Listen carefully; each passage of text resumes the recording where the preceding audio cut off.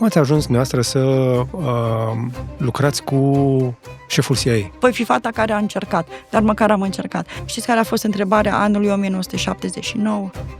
Cine a pierdut Iran? În România este foarte greu să accesezi o bibliografie sau evenimente, de exemplu, despre Iran. Pe coperta aceasta sunt figurile, umbrele lui Donald Trump, Vladimir Putin și Xi Jinping. Este o lume în care astfel de lideri domină și narațiunea și contextul geopolitic și pe lângă cei trei putem să-l mai punem și pe Erdogan și tu trebuie să fii pregătit dincolo de notele informative. Să vorbești 2-3 limbi străine. Eu vorbesc 7, dar nu mă recomandă nimic pentru Ministerul de Externe pentru că nici nu-mi doresc asta. De ce? Te duci acolo doar pentru că dă bine în CV și ai pus pe rețele de socializare, sunt secretar de stat sau ministru de externe. Da. Sau te duci acolo să faci ceea ce ar trebui să faci sau ești lăsat ceea ce ar Avem o trebui lipsă să faci. acută de cadre, avem o lipsă acută de meritocrație. Suntem reactivi, nu activi. Existau zboruri directe între Teheran și Tel Aviv. Adică exista acest soi de cooperare. Lucrurile s-au degradat fundamental după Revoluția iraniană și subliniez iraniană pentru că aici este o altă greșeală făcută, nu doar în România. Sunt la acel nivel de aroganță în care spun că îmi permit să critic și pe cei din afară. Înainte de orice, trebuie să vă spun 2 vorbe din CV-ul invitatei mele de astăzi. Îmi dați voie să le zic, nu? Știu că vă lăudați chiar cu chestia asta. Nu mă laud, dimpotrivă. Ești mai de la țară, așa. 97-2002 Casino Supervisor, Da. 2002-2008 Casino Supervisor, Da. 2008-2010 profesor limba engleză, 2010-2013... Substituent, suplinitor. Chiar nu profesoară suplinitor? Profesoară suplinitoare. Ok. Să fie lumea, adică să nu avem probleme după aia la... 2010-2013, iarăși Casino, asistent manager. Da. Iarăși încă 2013, încă 3 ani la un casino și după aceea, gata, ați devenit cercetător, expert, student, doctorand, doctor și cu studii postdoctorale în relații internaționale și specializare pe Orientul Mijlociu. După ce m-am întors la școală, pentru că inițial m-am lăsat de vreo 3 ori de facultăți. Una dintre cele mai interesante persoane care a stat pe scaunul ăsta vreodată. Și încă nu știți tot. Nu știu mai nimic și abia aștept să aflu. Așadar, împreună cu Ioana Constantin Bercean, astăzi vreau să stau de vorbă și să aflăm tot contextul din Orientul Mijlociu, pentru că acum ne pasă. În sfârșit, că vorbeam noi puțin mai devreme. Din păcate, doar acum ne pasă. Da. Sunt lucruri interesante de aflat de acolo. Dumneavoastră ați trăit o perioadă în regiune, ați studiat suficient de multă vreme, așadar mai mult de 15 ani? Cam așa. Cam așa. Și în momentul ăsta sunteți recunoscută de colegii dumneavoastră, nu de mine, n-am zis eu chestia asta, ca fiind cel mai bine informat om pe Orientul Mijlociu din România. Asta e mult spus, e așa, no pressure, cum s-ar spune. Haideți că nu vă știu suspectă de exagerat de multă modestie. Nu, oamenii învață, e un proces continuu și trebuie să considerăm și următorul aspect. Atunci când studiez Orientul Mijlociu, sigur, prima întrebare este de ce faci asta. Primul meu doctorat a început sub auspiciile unei discuții, dar ce alegeri exotice faci? Asta în condițiile în care, ca să vă spun de ce am ales zona respectivă, când eram studentă, când am revenit definitiv la facultate, cu gândul serios de a o termina. Pe la ce vârstă? În jur de 30 de ani. Felicitări! Mulțumesc frumos! Știți că la facultate studenții primesc teme pentru eseuri de discuție și așa mai departe și toți colegii mei își alegeau teme din acestea foarte frumoase, foarte accesibile, granturi Erasmus, Parlament European, relația transatlantică, ulterior Brexit și așa mai departe. Și întotdeauna rămâneau nealese de aproape nimeni temele mai orientale, despre Siria, despre Iran, despre Israel, despre Turcia, tot ce iarăși este un subiect foarte interesant. Și pentru că ajungeam mereu ultima, pentru că eram mereu pe drumuri, alegeam și eu ce rămânea pe acolo. Trăgeam și eu bățul scurt. Și apoi, sigur că viața m-a purtat prin diverse locuri, care m-au pus și într-un contact direct cu civilizațiile, culturile, religia, cu islamul, lucrând acolo. Cât ați lucrat? 4 ani și câteva luni. Îmi spuneați înainte să intrăm că ați vrea să duceți pe cei care se îndoiesc în legătură cu firea războiului să locuiască măcar un pic în Beirut. O săptămână. Doar atât. În cele mai bune condiții să locuiască. La 4-5 stele.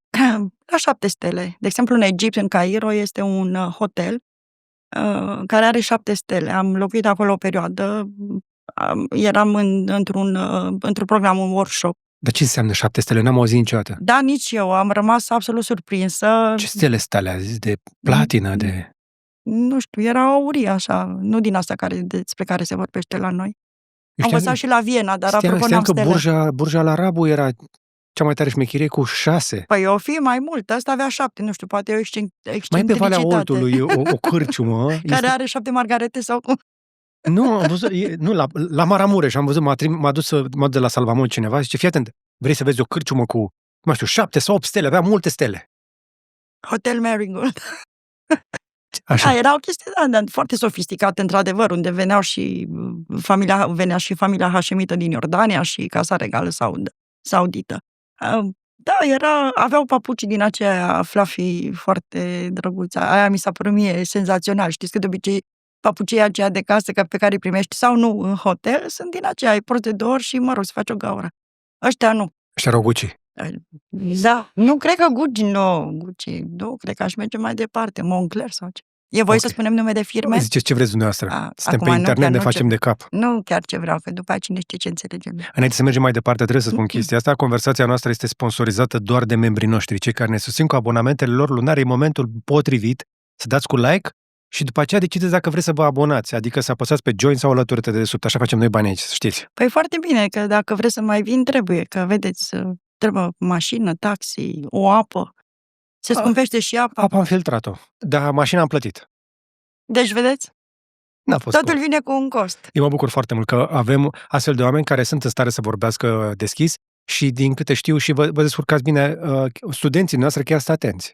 Sunt foarte atenți și am această plăcere să mă laud cu asta, deși realmente ce să fiu modestă, pentru că, apropo de munca mea din zona orientală, managera mea directă este o doamnă, suntem în continuare prietene din Manchester și întotdeauna mi-a spus că a văzut așa ceva în mine și mi-a spus, Ioana, always remain humble.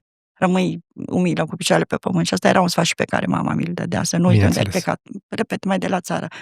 Da, studenții sunt atenți, încerc în fiecare an să actualizez modul de interacționare cu ei, pentru că fiecare generație este puțin diferită și avem o înțelegere. Dacă vrem să folosim telefoane în timpul cursului, le facem dincolo de ușa amfiteatrului sau sala de clasă. Suntem acolo, că stăm o oră jumate, o oră 45, să încercăm să aflăm împreună lucruri noi. Nimeni nu deține adevărul absolut, chiar îndrăznesc să spun poate ceva mai neortodox sau poate mai neplăcut. Nu înseamnă că dacă ajungi la gradul de profesor universitar, cunoști absolut tot, ești deținătorul unic al unui adevăr, pentru că până la urmă, în orice profesie, indiferent că schimbăm filtre de apă sau suntem profesori universitari sau neurochirurgi, este un proces continuu și dacă nu ne adaptăm la noile tehnologii, la noua realitate geopolitică în cazul nostru, la felul în care se schimbă lumea, la orice vreți dumneavoastră în jurul nostru, o să rămânem ancorați în niște idei uneori chiar triste, anacronice și pierdem contactul cu realitatea. Și studenții au înțeles. Poate nu înțeleg din primul curs sau din al doilea. Înțelegerea este așa, nu taxăm pe nimeni la examen pentru că nu aveți 100% prezențe.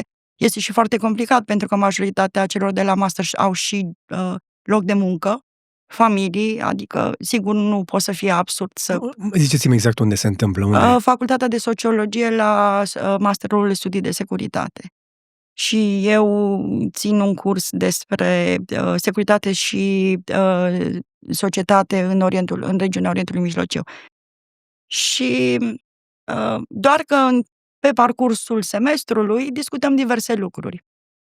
Și atunci, sigur că la examen poate să apară o întrebare din bibliografia de referință sau din discuțiile noastre. Și încercăm să avem un curs sub forma unui dialog sau sub forma unei dezbateri. Chatham House, să spunem așa. Ce discutăm acolo, rămâne acolo. Apar foarte multe întrebări, pentru că, sigur, la un master vin studenți de la facultăți de profil diferit, nu neapărat din domeniul sociologie sau relații internaționale, științe politice. Și mereu este o plăcere să descoper că sunt foarte atenți, primesc tot felul de întrebări. Dar cât sunt? Aveți destui? 40-50 într-o serie. Într-o serie, da. Deci există interes pentru zona asta. Da, există interes pentru zonă și vin probabil și pentru facultate, și pentru profesori, pentru coordonatori, pentru că se învață și lucruri noi, afli, probabil, nu știu, și nevoia de diplomă până la urmă, că suntem și într-o țară în care alergăm după diplome. Bun, este și o zonă bună de recrutare pentru tot felul de chestii cu în față. Cu siguranță, dar până la urmă să știți că avem nevoie și de aceste chestii cu în față și oamenii trebuie școliți. Da, și asta cred că este cel mai important, pentru că cunosc și eu discuția din spațiul public, sigur, nu este treaba mea pentru că urmăresc foarte puțin politica internă sau dinamica internă, pentru că realmente nu mă pricep. Nici nu vreau să mă pricep. Dar este bine ca acești tineri sau acești colegi de-ai noștri să fie cât mai bine pregătiți, să pună cât mai multe întrebări, pentru că altfel ajungem la discuții de genul celor pe care le citim sau le ascultăm zilnic. Și să nu uităm că toate aceste instituții, care nu există doar în România, care nu au fost inventate în România, până la urmă au un rol foarte important în a ne menține în siguranță. Da. Era un film cu Tom Cruise și Jack Nicholson. You can't handle the truth? Yes. Țineți minte replica aceea? Sigur că acolo personajul negativ era Jack Nicholson, dar replica aceea nu este întâmplătoare. Așa e. Și trebuie să înțelegem și ce fac oamenii aceia și sacrificiile până la urmă. Ia uite pe mine cum fac un pro domo. Acum, cu siguranță, dincolo de faptul că am învățat puțin și la Viena, cu siguranță cineva va spune că când plouă e zgomot în jurul meu. Dar irelevant, nu contează. Acel You Can Handle the Truth are doza lui de realitate și de esență până la urmă, pentru că oamenii aceștia fac foarte multe sacrificii, trăiesc într-o lume care e mai greu de înțeles pentru noi, probabil, și până la urmă să rămânem cu partea bună a lucrurilor. Lumea e un loc mai safe, mai în siguranță și datorită lor. Avem nevoie de astfel de oameni.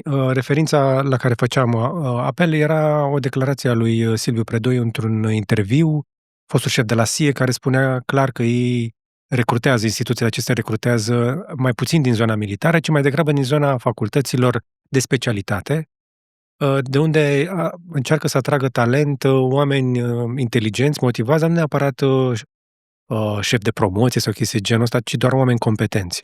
Oameni competenți.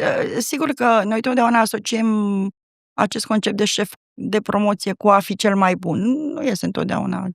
Eu am fost șefă de promoție când am terminat liceul, am luat bacalaureatul cu 10 și până la urmă am ratat 10 ani din viață lucrând în casino. Bine, nu i-am ratat, a fost unii de ce mai bune, dar e un fel de a spune, adică a fost o pauză.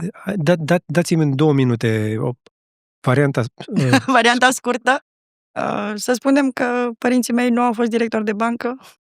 Ok. Dar să știți că și prieteniile legate acolo există și astăzi și până la urmă și experiența aceasta din casino, vedeți, eu pun în CV, adică nu am prelucrat acel CV să pară așa un pic mai doc, mai probleme din acestea, te-ai lăsat de facultate, din ce? Nu, pur și simplu, înainte de facultate de la UMF, am plecat în Statele Unite și pur și simplu a decurs totul de la sine, dar experiența aceasta din casino mă ajută inclusiv în ceea ce fac astăzi, pentru că am avut plăcerea și onoarea până la urmă să lucrez cu oameni din peste 100 de țări, să vizitez, să ajung în toată lumea, pe toate cele 7 continente, pentru că am muncit și pe vas de croazieră, tot în casino, aveam statut special, noi cei din casino, corpul medical și cei din gift shop. Eram... Pentru principalele surse de venit, nu? Exact. Totul este despre business. Am călătorit absolut în toată lumea, am lucrat cu oameni de toate orientările religioase, etnice, sexuale, ce doriți dumneavoastră și la 21 de ani fiind realmente încă un copil, am crescut în stilul acela american, de a zâmbi, de a spune mulțumesc. E și un pic din excepționalismul acela de a spune mi, pot să fac orice vreau eu, sigur nu asta, e un mindset care te ajută uneori. Și să-i respecti pe cei din jurul tău, indiferent, repet, de locul de unde vin sau felul în care gândesc, că până la urmă E loc sub soare pentru toată lumea. Important să înțelegem asta și să ne călcăm mai puțin pe bătături. Școala vieții. Acum E înțeleg că o școală. a căzut și în trivialitate sintagma aceasta, pentru Așa că e. foarte multă lume, dar să știți că și are rol, cei 7 ani de acasă își au rolul lor. Da. Pentru cei care am fost suficient de norocoși să îi avem într-un mediu Da. decent. Și această școală a vieții, repede, și știu că sintagma este deja trivializată, își are și ea rolul ei. Pentru că Bineînțeles. până la urmă poate toate experiențele acestea de viață te duc într-un loc unde poate în punctul zero nu anticipai să fii. Și cel mai important este să ajungi să îți placă. Eu aș spune să iubești ceea ce faci. Eu chiar știu că sună așa foarte romantic, dar chiar mie îmi place foarte mult ceea ce fac. Adică eu acum, în acest moment, nu aș vrea să fac altceva. Se Chiar vede. în condițiile date. Se vede. Se vede? Se vede. Investiție de 15 ani în ceva care era total neinteresant, părea din altă lume, de pe altă planetă, neinteresant pentru cei mai mulți dintre noi. Exotic. De la periferie cumva așa. Orientul Mijlociu e o masă, este un mare bolovan, e o chestie despre care știm prea puțin. Amestecăm izraelienii cu arabii și cu persanii, Cu turcii. Cu turcii. Îmi cer scuze, a doua teză de doctorat este tocmai despre, sau mă rog, atinge și acest subiect. Este de fapt despre religie, naționalism și politică externă, influența acestora asupra strategiei externe a Iranului. Și am în introducerea tezei pe care mă pregătesc să o public sub formă de carte. S-a nimerit așa. Am susținut anul trecut în cea de-a doua lucrare, cea de-a teza în septembrie. Revenim imediat la informații gratis despre lucruri care costă, dar mai întâi vreau să vă povestesc despre Todome.ro, o firmă românească de top care redefinește calitatea și inovația în amenajarea casei. De la porți din fier forjat, au multe modele, garduri moderne și panouri decorative, până la carporturi, inclusiv cu fotovoltaice, preferatele mele, dar și porți culisante folosesc doar materiale premium, rezistente la orice condiții meteo și sunt fabricate la standarde superioare. Însă ce îi face speciali? Păi poți personaliza totul direct pe site-ul lor, de la dimensiuni la design, ca să se potrivească perfect stilului tău. Intră acum pe todome.ro, descoperă oferta și transformă-ți casa cu eleganță și durabilitate. Iar eu i-am ales pentru următorul meu proiect și tocmai de aceea îi recomand cu toată încrederea. Dacă vrei și tu reclamă aici, scrie-ne pe contact@aronbuhnici.ro. Toată lumea crede că islamul este un monolit, o chestie unică, toată lumea este la fel. Și dacă ne uităm doar spre 3 puncte pe harta aceasta, hai să spun, o să includem și Turcia în zona asta, pentru că este un stat musulman. Iată, avem turcii care sunt musulmani suniți, dar nu sunt arabi. Avem Iranul, care sunt musulmani șiiți, dar nu sunt arabi. Și avem restul statelor din Golf, care sunt musulmani suniți, majoritar, sigur, că există și în Liban, este un mozaic etnic și religios puțin mai interesant. Sunt suniți, musulmani suniți și sunt arabi. Iar, de exemplu, în Irak avem o majoritate șiită arabă. Deci șiiții din Iran nu sunt arabi, cei din Irak sunt șiiți, dar sunt arabi. E și o carte foarte interesantă care se numește, e în limba engleză, Arabii șiiți, sau studiul arabilor șiiți. Deci, iată, din start, e o simplă evaluare, așa la prima vedere, ne uităm pe harta aceasta, vedem că e orice departe de a fi un monolit. Sunt mai diferiți decât suntem noi față de nemți, spre exemplu? Din ce punct de vedere? Religios sau... Păi cu toții ne rugăm la același Dumnezeu în teorie. Asta așa este. Cu toții suntem europeni în teorie, că suntem de diferite clase, de diferite educații, diferite orientări, diferite religii. Noi suntem majoritar ortodoxi, în Germania religia majoritară este alta, sau mă rog, și acolo e un monolit. Deci iată că e o diferență, inclusiv în interiorul creștinismului. Și islamul, desigur, sunt cele 3 religii monoteiste, creștinismul, iudaismul și islamul. Dar inclusiv în interiorul acestor religii avramice, monoteiste, nu care au un singur Dumnezeu, o singură entitate, căreia se roagă, o divinizează și așa mai departe. Inclusiv în interiorul creștinismului nu există atâtea, în primul rând, schisma După aceea avem aceste segmente de neoprotestanți, luterani și așa mai departe. Deci, vedeți că nici creștinismul la rândul lui nu este un monolit. Același lucru se întâmplă și cu islamul, doar că, repet, nu ne uităm foarte mult într-acolo. Avem și o doză din aceasta, sigur, de ușoară superficialitate atunci când se întâmplă ceva. Eu spun că atunci când bubuie ceva în Orientul Mijlociu, imediat ne ducem, luăm 3 site-uri, nu știu, Politico, Foreign Policy și îi dau exemplele astea pe care eu le-am pus la și altele. Sigur, lumea poate să citească orice. Eu recomand Foreign Affairs, de exemplu. Este singurul jurnal care Foreign Affairs? Foreign Affairs, da. Și de ani de zile eu cumpăr formatul fizic. Da, încă mai fac parte din vechea gardă care citește pe hârtie și scrie. Ok, deci Foreign Affairs, Financial Times? FTU? Da, și Financial Times, da, merge și Financial Times. Și ne uităm acolo și aflăm ne uităm o variantă aceste distilată. titluri și sigur că vedem acel titlu. Acum, sigur, în speța noastră, Iranul a îmbogățit uraniu la 90%. Asta era o poveste deja de prin 2020, dar iată că noi acum aflăm că Iranul are uraniu îmbogățit 60%, dar noi acum 3-4 ani vorbeam despre uraniu îmbogățit 90%, ceea ce este aproape de breakout capacity. Prima teză de doctorat a fost despre procesul diplomației nucleare, negocierile dintre marile puteri și Iran, acel faimos P5+1, adică Statele Unite, Marea Britanie, Franța, China, Federația Rusă, plus Germania, a fost inclusă în acel E3, și Iran, pentru agrearea primului acord nuclear pe care domnul Donald Trump, sau din care domnul Donald Trump a retras unilateral Statele Unite în timpul primei administrații. Și atunci am mers și la niște cursuri la Institutul de Fizică pentru că am dorit să înțeleg ciclul acesta nuclear, Nuclear Fuel Cycle, ce înseamnă uraniu îmbogățit, highly enriched uranium, toate componentele acestea de izotop, pentru că m-am gândit o să scriu o teză. Este o teză în relații internaționale a unui proces care a durat 12 ani și am zis, dacă vreodată cineva la un moment dat mă întreabă cum se face o bombă nucleară. Și am încercat să învăț, sigur că nu știu, nu am. Noi în România avem niște experți foarte buni în fizică nucleară, dar, sigur, nu în direcția pe care au luat-o iranienii, dar am încercat măcar să am o idee, pentru că se presupune că ar trebui să stăpânești cât de cât subiectul atunci când vorbești despre el.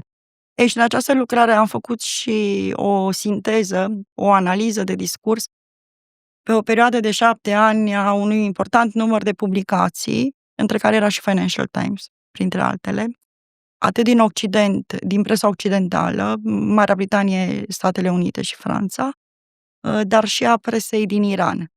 Ce se scria în perioada aceea a negocierilor, care, bun, acest proces a început undeva prin 2003. Și foarte multe discontinuități, asperități, relatări superficiale. Asta se întâmplă și astăzi.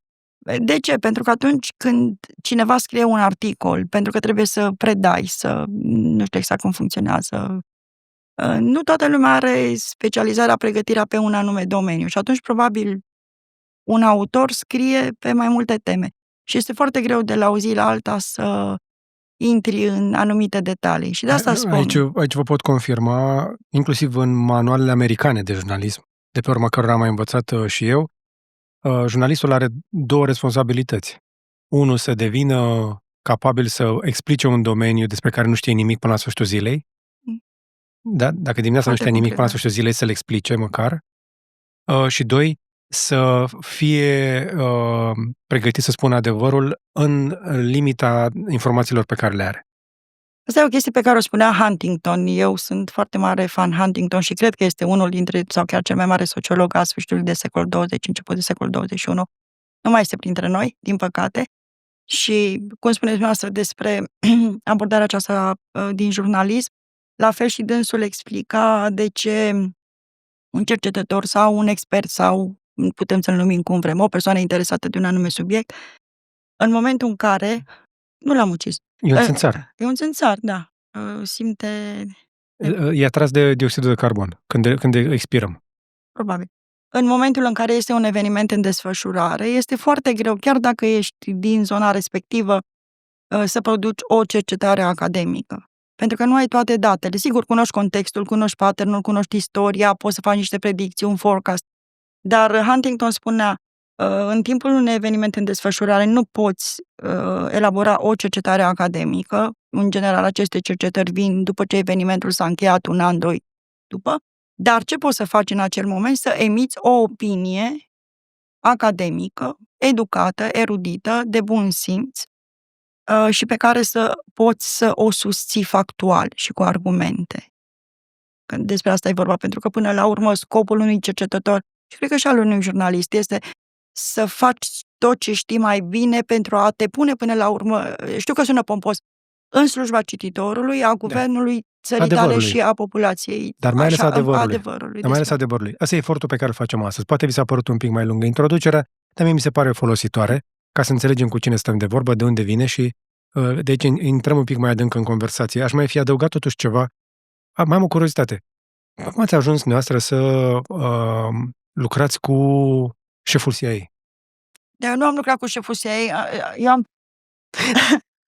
O să-i spun domnului Ștefan Lică, îl salut pe calea aceasta, sper să se uite la acest podcast, o să-i trimit link-ul. În perioada în care mi-am făcut cele 2 doctorate, primul doctorat a durat 4 ani, a fost mai ușor, se pare. Nu a fost, glumesc, dar probabil am fost eu mai harnică, mai dedicată. Doctorat în 4 ani? Da. Da, asta ați avut timp, v-ați lăbărțat. Știu niște politicieni pe aici care făceau 2 în același timp și erau și în funcție. Haideți să vă spun, și al doilea l-am făcut în 6 ani. În 6 ani. Da. Pentru că al doilea doctorat, background-ul meu de nivel licență și apoi am făcut 2 mastere. Masterele le-am făcut în paralel, dar recunosc că nu am muncit atunci, călătoream între București și Cluj. Al doilea doctorat este în sociologie și neavând background-ul de sociolog, primul an jumate din perioada de cercetare, mi-am petrecut-o citit foarte multă sociologie, pentru că trebuia să am o abordare sociologică, societală, religioasă, să înțeleg. Și acolo era o problemă, pentru că pe zona aceasta de Orient Mijlociu, sociologia clasică occidentală folosește aceleași instrumente de analiză pe care le folosim pentru a analiza societățile occidentale. Și ele nu sunt foarte bine pliate sau nu au instrumentele necesare pentru a explica dinamica Orientului Mijlociu, la fel cum nu au nici instrumentele pentru a explica, de exemplu, dinamica Chinei. De ce? Ce e atât de diferit? În primul rând, suntem religii diferite, civilizațional diferite, parcursul istoric, orientalismul, colonialismul, adică sunt o grămadă de variabile, dependente sau independente, care sunt diferite de ceea ce ne-ar spune nouă Derrida, de exemplu, despre societatea franceză. Și atunci trebuie să cauți acel soi de instrumente sau, în cazul meu, să vii cu unul nou. Acum nu știu dacă el va fi și viabil. Dacă va fi peste 20 de ani, probabil voi rămâne în istorie. Dacă nu, voi fi fata care a încercat. Dar măcar am încercat. Și atunci, sigur că a durat puțin mai mult. Revenind la șeful CIA. Domnule Lică, vă salut cu drag și v-am și scris pe WhatsApp și v-am sunat. Mergeam la tot felul de conferințe, seminarii, workshop-uri, absolut nefinanțate de cercetarea românească, simt nevoia să spun asta. Ați luat banii de la cazinouri și v-ați dus să faceți doctoratele astea? Nu, al doilea. Asta să știți că e o glumă bună. Al doilea conducător de doctorat al meu mi-a spus că știa povestea. Mă rog, toată lumea știa, adică, sau cei puțini cei care mă știu. Mi-a spus că ați fost foarte, foarte inteligentă. Mai întâi ați făcut banii în casino și după aceea v-ați venit la școală. Mă rog, banii din casino s-au dus în altă parte, dar nu mai contează. Într-un scop bun. Dar participam la aceste conferințe pentru că în România este foarte greu să accesezi o bibliografie sau evenimente, de exemplu, despre Iran. În 15 ani, anul trecut a fost pentru prima oară când eu am descoperit în România, am fost invitată, de fapt, la o conferință despre Iran, sigur organizată de Facultatea de Litere, Filologie. Nu avem astfel de evenimente, din diverse motive, sigur, discutabile sau nu. Și atunci trebuia să merg în Statele Unite, la Viena, Barcelona, peste tot, sigur, mai spre Orient, Iordania, Amman, Doha, Azerbaijan, Armenia, acolo în locurile unde lumea, acum puneam și o vorbă, când ai trecut de episcopia Bihorului, lumea începe să ia în serios și Orientul Mijlociu, episcopia Bihorului fiind granița. Ok. La noi mai puțin. Sigur că există experți în acele entități Noi care nu luăm în cercetăm, serios nici măcar Rusia. Cei mai mulți din oameni păcate. din România nu cred că Rusia este un inamic. Rusia este Ba chiar eternul cred că e un inamic. prieten. Jumătate din români cred că cu Rusia nu ar trebui să avem niciun motiv de stres. Dăm asta deoparte că Nu e domeniul meu. Da. Și participând la acest eveniment, am participat într-adevăr la un seminar unde a ținut câteva prelegeri domnul William Burns. Domnul William Burns, pe vremea respectivă, ținea cursul, de exemplu, la Harvard, dacă nu mă înșel eu.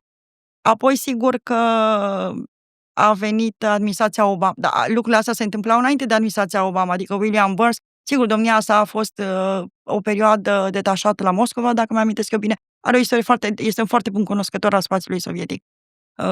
Are un grad de erudiție fantastic și am participat la acele evenimente unde domnia sa ținea niște prelegeri și, sigur, intri în contact, că ai sesiune de întrebări și răspunsuri. Am participat la tot felul de evenimente unde a fost inclusiv negociator din echipa americană care a negociat JCPOA-ul, primul acord nuclear. Și probabil pe undeva am o carte cu un autograf, The Back Channel. Domnia sa a scris o carte, se numește The Back Channel. Și la un moment dat, domnul Ștefan Lică mi-a luat acel interviu, mai multe interviuri, îl salut din nou, pentru că acum probabil toată țara, acum sigur nu o să mai scrie, dar mi-amintesc că atunci când a scris acel titlu, am și spus, vă rog frumos să rectificați. A fost un seminar, adică știți că toată lumea acum își pune în CV-uri, am participat la cursul nu știu care de la Kennedy, Sau am făcut Harvard-ul. Adică ce? Am făcut un curs la Harvard. Nu, eu am făcut un curs la și l-am făcut online. Nu, eu am făcut un curs la foarte multă lume. Sunt cursuri publice. Dar, exact, sunt și cursuri publice. A meu nu a fost de genul celor publice, dar pui în CV doar ceea ce ai absolvit cu diplomă. Pun licența, pun master, pun doctorat. Ok. Deci ați învățat de la Burns despre... De la William Burns. Ne-a vorbit despre Orientul Mijlociu, despre modelul de negociere. Și cred că a apărut acel titlu pentru că este foarte catchy. Și soțul meu mi-a trimis, el este PR-ul meu. Și uite, mi-a spus, uite ce scrie. L-am sunat pe domnul Lică, l-am certat. Stați liniștită. Am vrut doar să dau asta deoparte, însă... Dar e bine că am clarificat. Argumentul la care vreau să ajung este că sunteți, încă o dată, cel mai bine informat om pe care l-avem în momentul acesta pe Orientul Mijlociu, probabil cu excepția unor oameni despre care nu știm, sperăm noi, din Ministerul Afacerilor Externe sau din ambasadele din regiunea de acolo, care sunt la post și care încearcă. Nici nu trebuie să știu prea multe. Ok. Cu toate astea mă uitam chiar zilele trecute la detașamentul ăsta pe care l-am trimis cu un avion militar la Haga, la reuniunea NATO. Mă uitam la președintele nostru, care este primul nostru reprezentant, nu, pe politică externă, împreună cu noua ministră de externe, cu doamna Țoiu, și cu noul ministru al apărării, Moșteanu.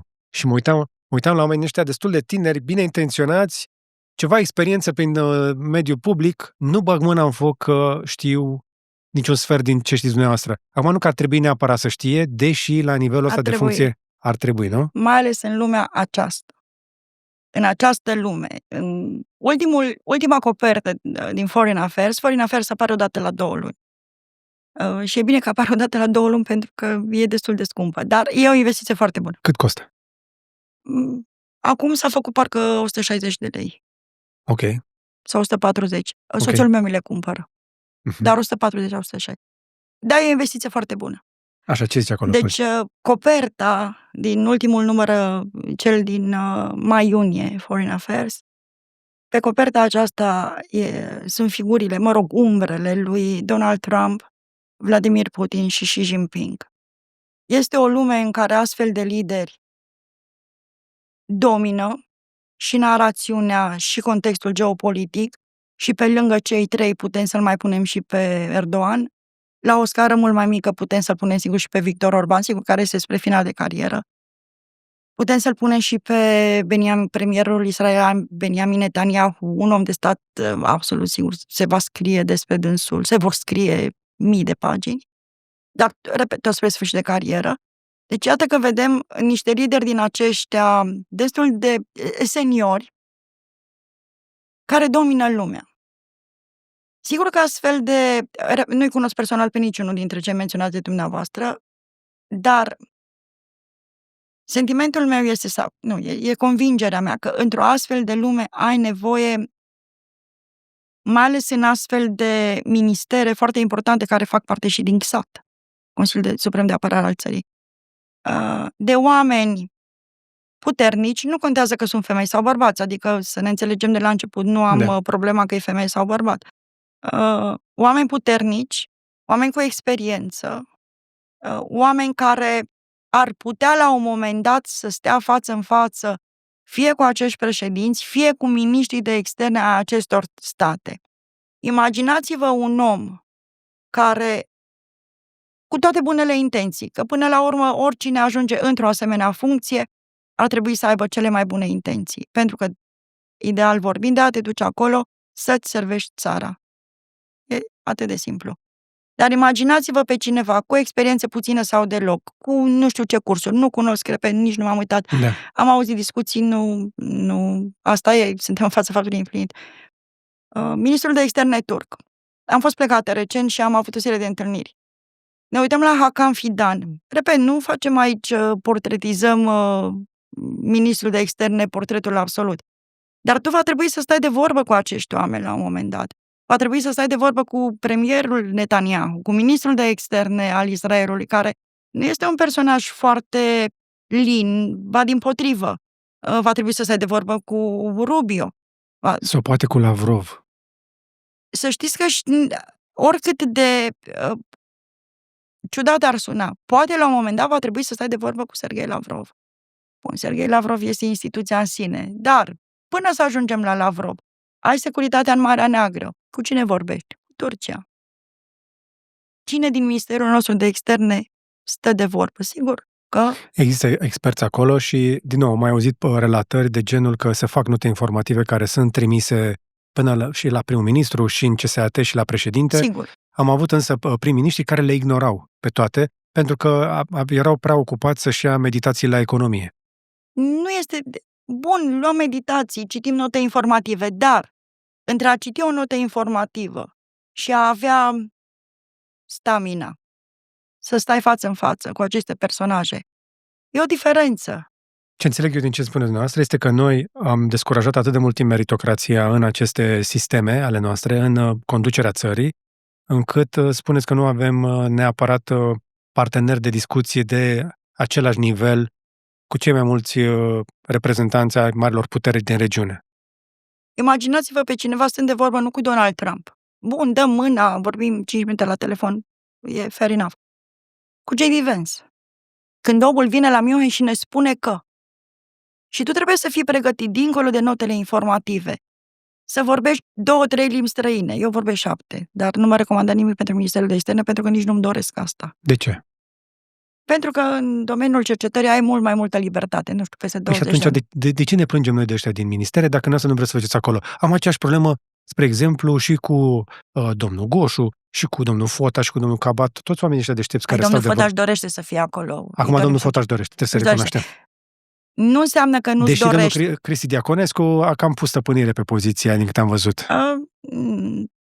Revenind, nu este faptul că nu ți-ai dori. Întrebarea este dacă ajungi acolo, ce anume din cât știi tu poți să faci? Te duci acolo doar pentru că dă bine în CV și ai pus pe rețele de socializare, sunt secretar de stat sau ministru de externe, da. Sau te duci acolo să faci ceea ce ar trebui să faci, sau ești lăsat ceea ce ar trebui să faci. Avem o lipsă acută de cadre, avem o lipsă acută de meritocrație. Suntem reactivi, nu activi. Exact, dar aminte proactivi. Până acolo... Tocmai v-am spus despre Bine, Turcia. un preambul lung, da? Foarte lung. Intrăm pe subiect. Așadar, noastră aveți specializarea asta pe partea asta de discuții și de tratatele acestea de neproliferare nucleară, pe JCPOA. Un subiect un pic lemnos, dar de la care pleacă totul. Și pe Orientul Mijlociu. Și pe Orientul Mijlociu. Dar ca să înțelegem un pic mai bine, plecăm de la Iran, da? Ca să înțeleagă oamenii care-i treaba cu tot acest scandal, altfel nerezonabil, nerealist, ciudat, am putea să spunem, între Iran și Israel. Putem spune că e ciudat pentru că n-avea de ce să se întâmple? Da. Toată lumea, repet, cele 3 titluri din Politico, am o simpatie absolută față de Politico. Bine, se știe asta, nu e ceva secret. Uh, Toată lumea pleacă de la premisa că cele două civilizații, pentru că sunt două civilizații în sine, se urăsc fundamental, sunt dinamici fundamentali și așa mai departe. Asta e o premisă complet greșită. Pentru că cele două civilizații, de fapt, nu au niciun motiv să fie inamici existențiali. Ba dimpotrivă, istoria de-a lungul ei, dacă vreți să mergem înainte de Hristos, în perioada antică, Cirus cel Mare al Persiei a contribuit la eliberarea poporului evreu. Mai mult decât atât, i-a ajutat. Știți că templul a fost dărâmat de 3 ori înainte de momentul după Hristos. Cirus cel Mare a ajutat inclusiv la una dintre reconstrucțiile templului evreiesc. Apoi, sigur că a urmat Imperiul Sasanid, perioada safavidă, în care lucrurile au fost cu plusuri, cu minusuri, inclusiv cu persecuții, cu impunerea forțată a religiei, convertire. Apoi a venit perioada șahului, despre care iarăși avem o relatare în spațiul public local, foarte romantică sau foarte romanticizată. Lucrurile erau fenomenale în perioada șahului între Israel și Iran. Erau și nu prea erau. De ce? Pentru că, sigur, erau mult mai bune decât sunt acum. Asta este o altă discuție. Da. Acum lucrurile sau situația, animozitatea, aproape ura la nivel politic cel puțin, între cele două state, s-a acutizat după 2000-2002. În perioada dinastiei Pahlavi, lucrurile au fost destul de complicate. Primul șah din dinastia Pahlavi, Reza Khan, cel care a ajuns la putere în perioada destrămării imperiilor, inclusiv a Imperiului Persan, acolo lucrurile erau mai complicate, nici statul era curentul acela sionist de la Theodor Herzl, adică noi nu aveam Israelul stat național independent așa cum există astăzi, pentru că statul Israel și-a declarat independența în 1948, după războiul de independență, și la 11 minute a fost recunoscut de către Statele Unite. Deci, coincidență? Nu cred. Nici o coincidență. Sigur, a fost o scurtă discuție acolo în administrația americană, dar a durat 11 minute, a fost o declarație care a fost ușor redactată, dar Statele Unite sunt primul actor internațional care au recunoscut Israelul. Bun. Revenind la perioada lui Reza Khan, primul șah din dinastia Pahlavi, acolo nici nu se putea vorbi neapărat de o relație, pentru că statul Israel nu exista sub forma aceasta atunci. Erau încercările acelea de revenire în pământul promis, pământul făgăduinței, conotații biblice.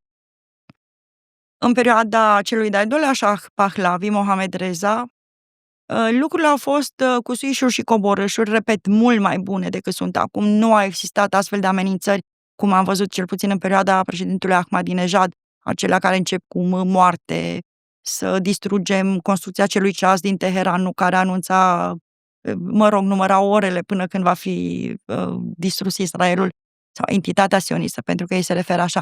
Dar șahul Mohamed Reza a devenit un personaj foarte ambițios. Chiar în un interviu, cred că cu Charlie Rose, dacă nu mă înșel, la 60 Minutes, faimoasa emisiune 60 Minutes, spunea că în foarte scurt timp, în câțiva ani, Iranul va deveni cea de-a 5-a putere a lumii. Și apropo de programul nuclear, a început în perioada lui Mohamed Reza Pahlavi, după ce președintele Eisenhower a inaugurat acel program internațional Atoms for Peace în 1953, ca o compensație după folosirea bombelor atomice de către Statele Unite, Hiroshima și Nagasaki, pe care noi ne pregătim să le comemorăm în câteva săptămâni. Bun. Și șahul Mohamed Reza Pahlavi avea această ambiție de a deveni o mare putere globală, nu doar regională.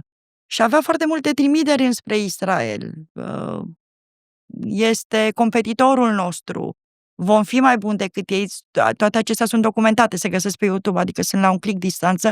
Eu știu că foarte multă lume dintre cei care citesc sau urmăresc astfel de discuții întotdeauna știu mai multe, dar îi îndemn să caute aceste discuții ca să se convingă că este așa. Sigur, discuția a fost bună, existau relații diplomatice, existau zboruri directe între Teheran și Tel Aviv, adică exista acest soi de cooperare. Lucrurile s-au degradat fundamental după Revoluția iraniană și subliniez iraniană pentru că aici este o altă greșeală făcută, nu doar în România.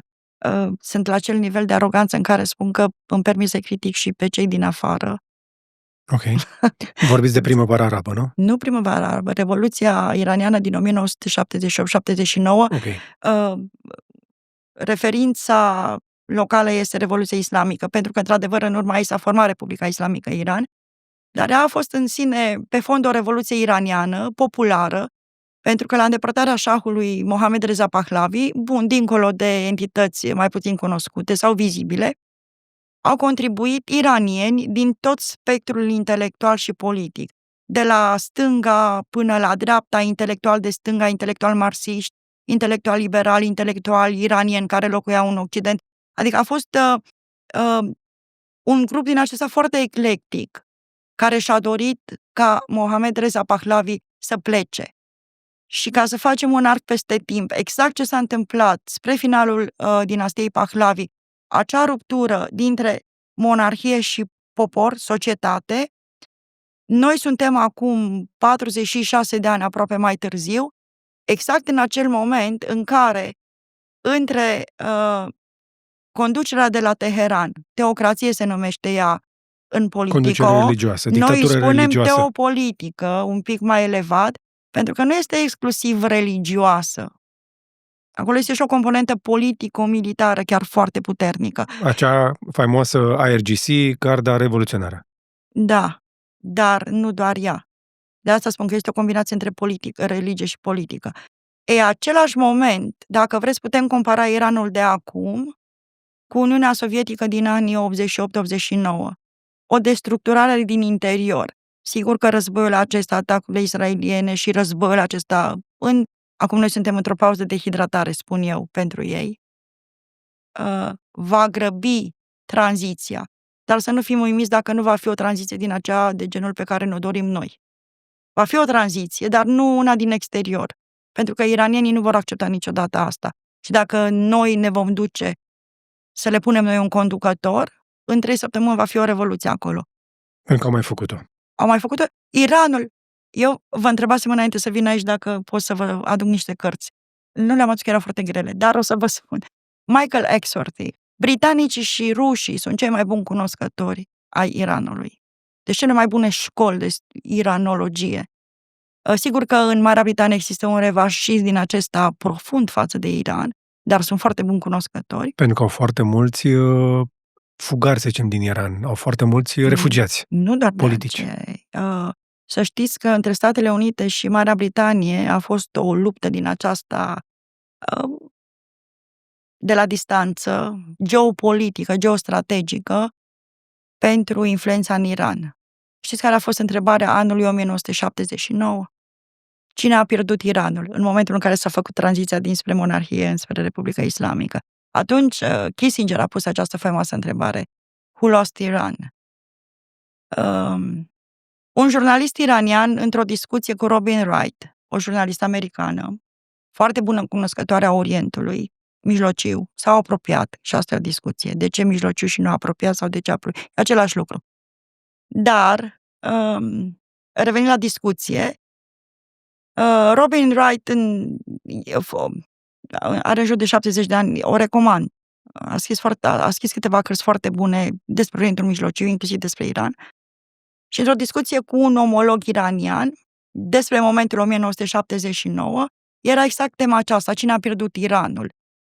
Eu am scris un articol acum câțiva ani, se numește 3 Days of Iranian Freedom, am dat o memorie.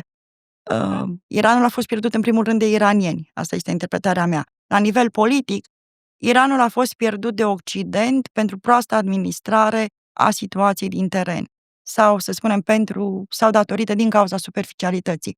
Dar jurnalistul iranian îi spunea doamnei Robin Wright următorul lucru. Voi, occidentalii, credeți că ați înțeles Iranul pentru că șahul, Mohammad Reza Pahlavi, vorbește limba engleză și l-a citit pe Shakespeare.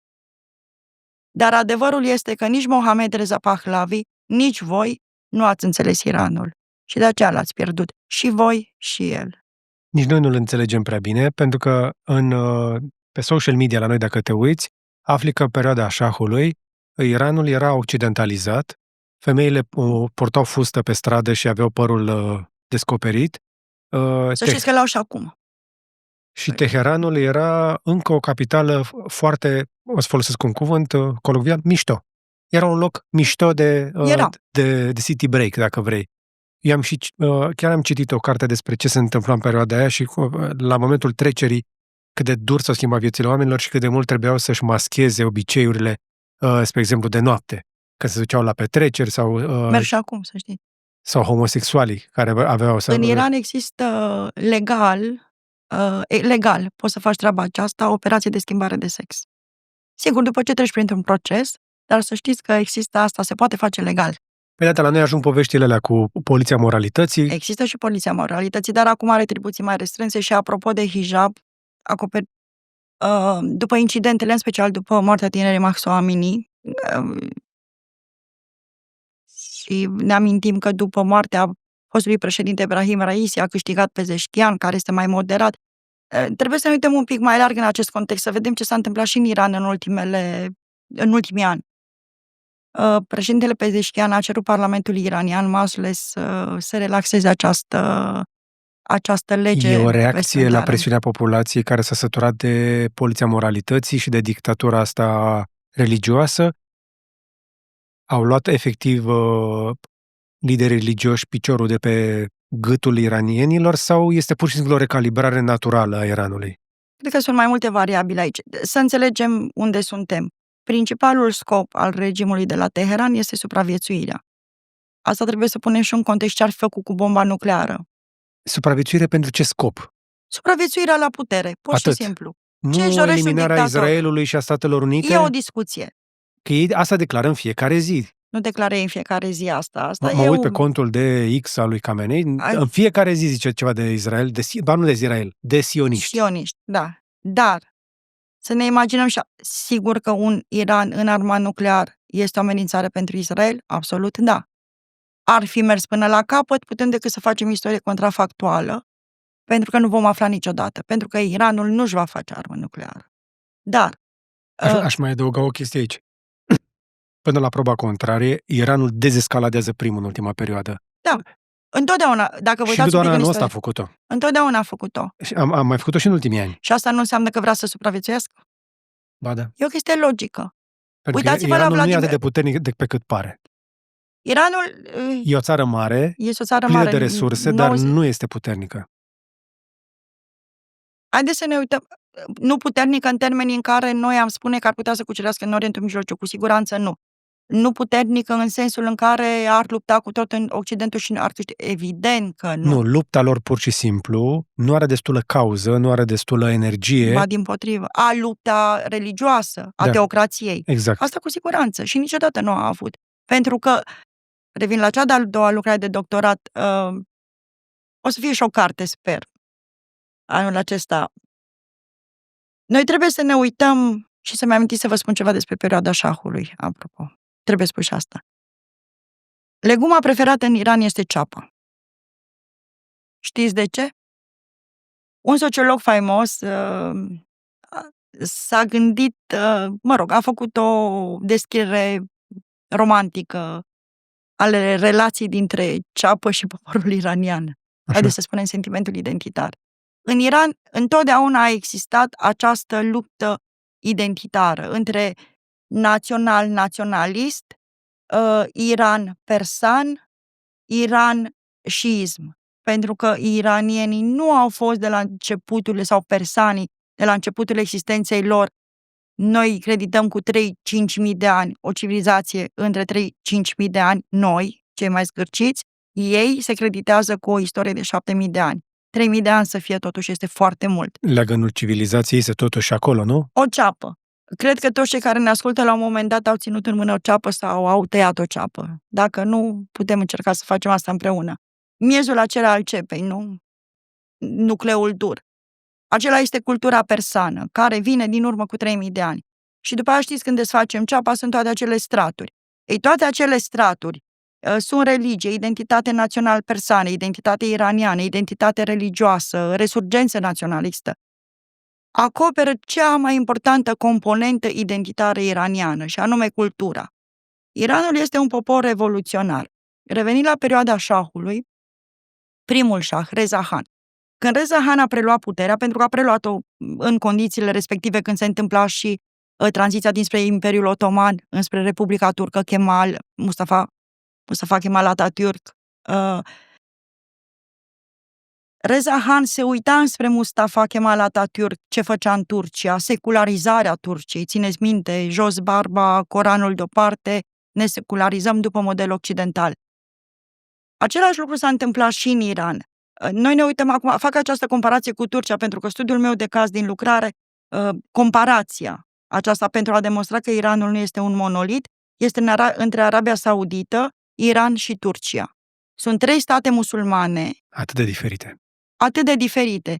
Deci iată doar că la o primă vedere suntem lămuriți pe deplin, sper eu, că islamul nu este un monolit. Sunt la fel de diferiți precum suntem și noi în interiorul creștinismului. Noi suntem mult mai asemănători noi de bulgari decât sunt turcii de iranieni. Turcii și iranienii au foarte multe lucruri în comun. Dar noi avem și mai multe cu bulgarii. Da, în primul rând ortodoxia.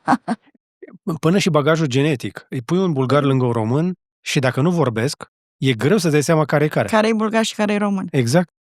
Asta nu este un lucru rău. Din păcate nu prea avem multe zboruri directe la Sofia. Anul trecut am fost la o conferință despre Iran. Dar vă spun că discuțiile despre Orientul Mijlociu încep de la Varna încolo și de la Episcopia Bihorului încolo, alea serioase. Ei, Reza Khan, când a preluat puterea după ultima dinastie, Aldin, după sfârșitul dinastiei Qajar, a coincis cu destrămarea Imperiului Persan. A impus o lege de genul celei impuse de Mustafa Kemal în Turcia. Secularizare forțată. Și această lege ce însemna? Însemna că nu mai aveai voie să te manifesti religios în public, nici măcar vestimentar. Adică dacă bunica mea, Dumnezeu să ierte de la țară, o femeie cu spirit religios și așa mai departe, umbla tot timpul cu o năframă, cum se spune la sălaj, nu ar mai fi avut voie să, în momentul în care iese din curte, să-și pună să exhibiția religioasă de nicio formă. Ce s-a întâmplat atunci în Iran? La foarte scurt timp. Femeile din Iran au ieșit în stradă să protesteze împotriva legii impuse de primul șah al dinastiei Pahlavi.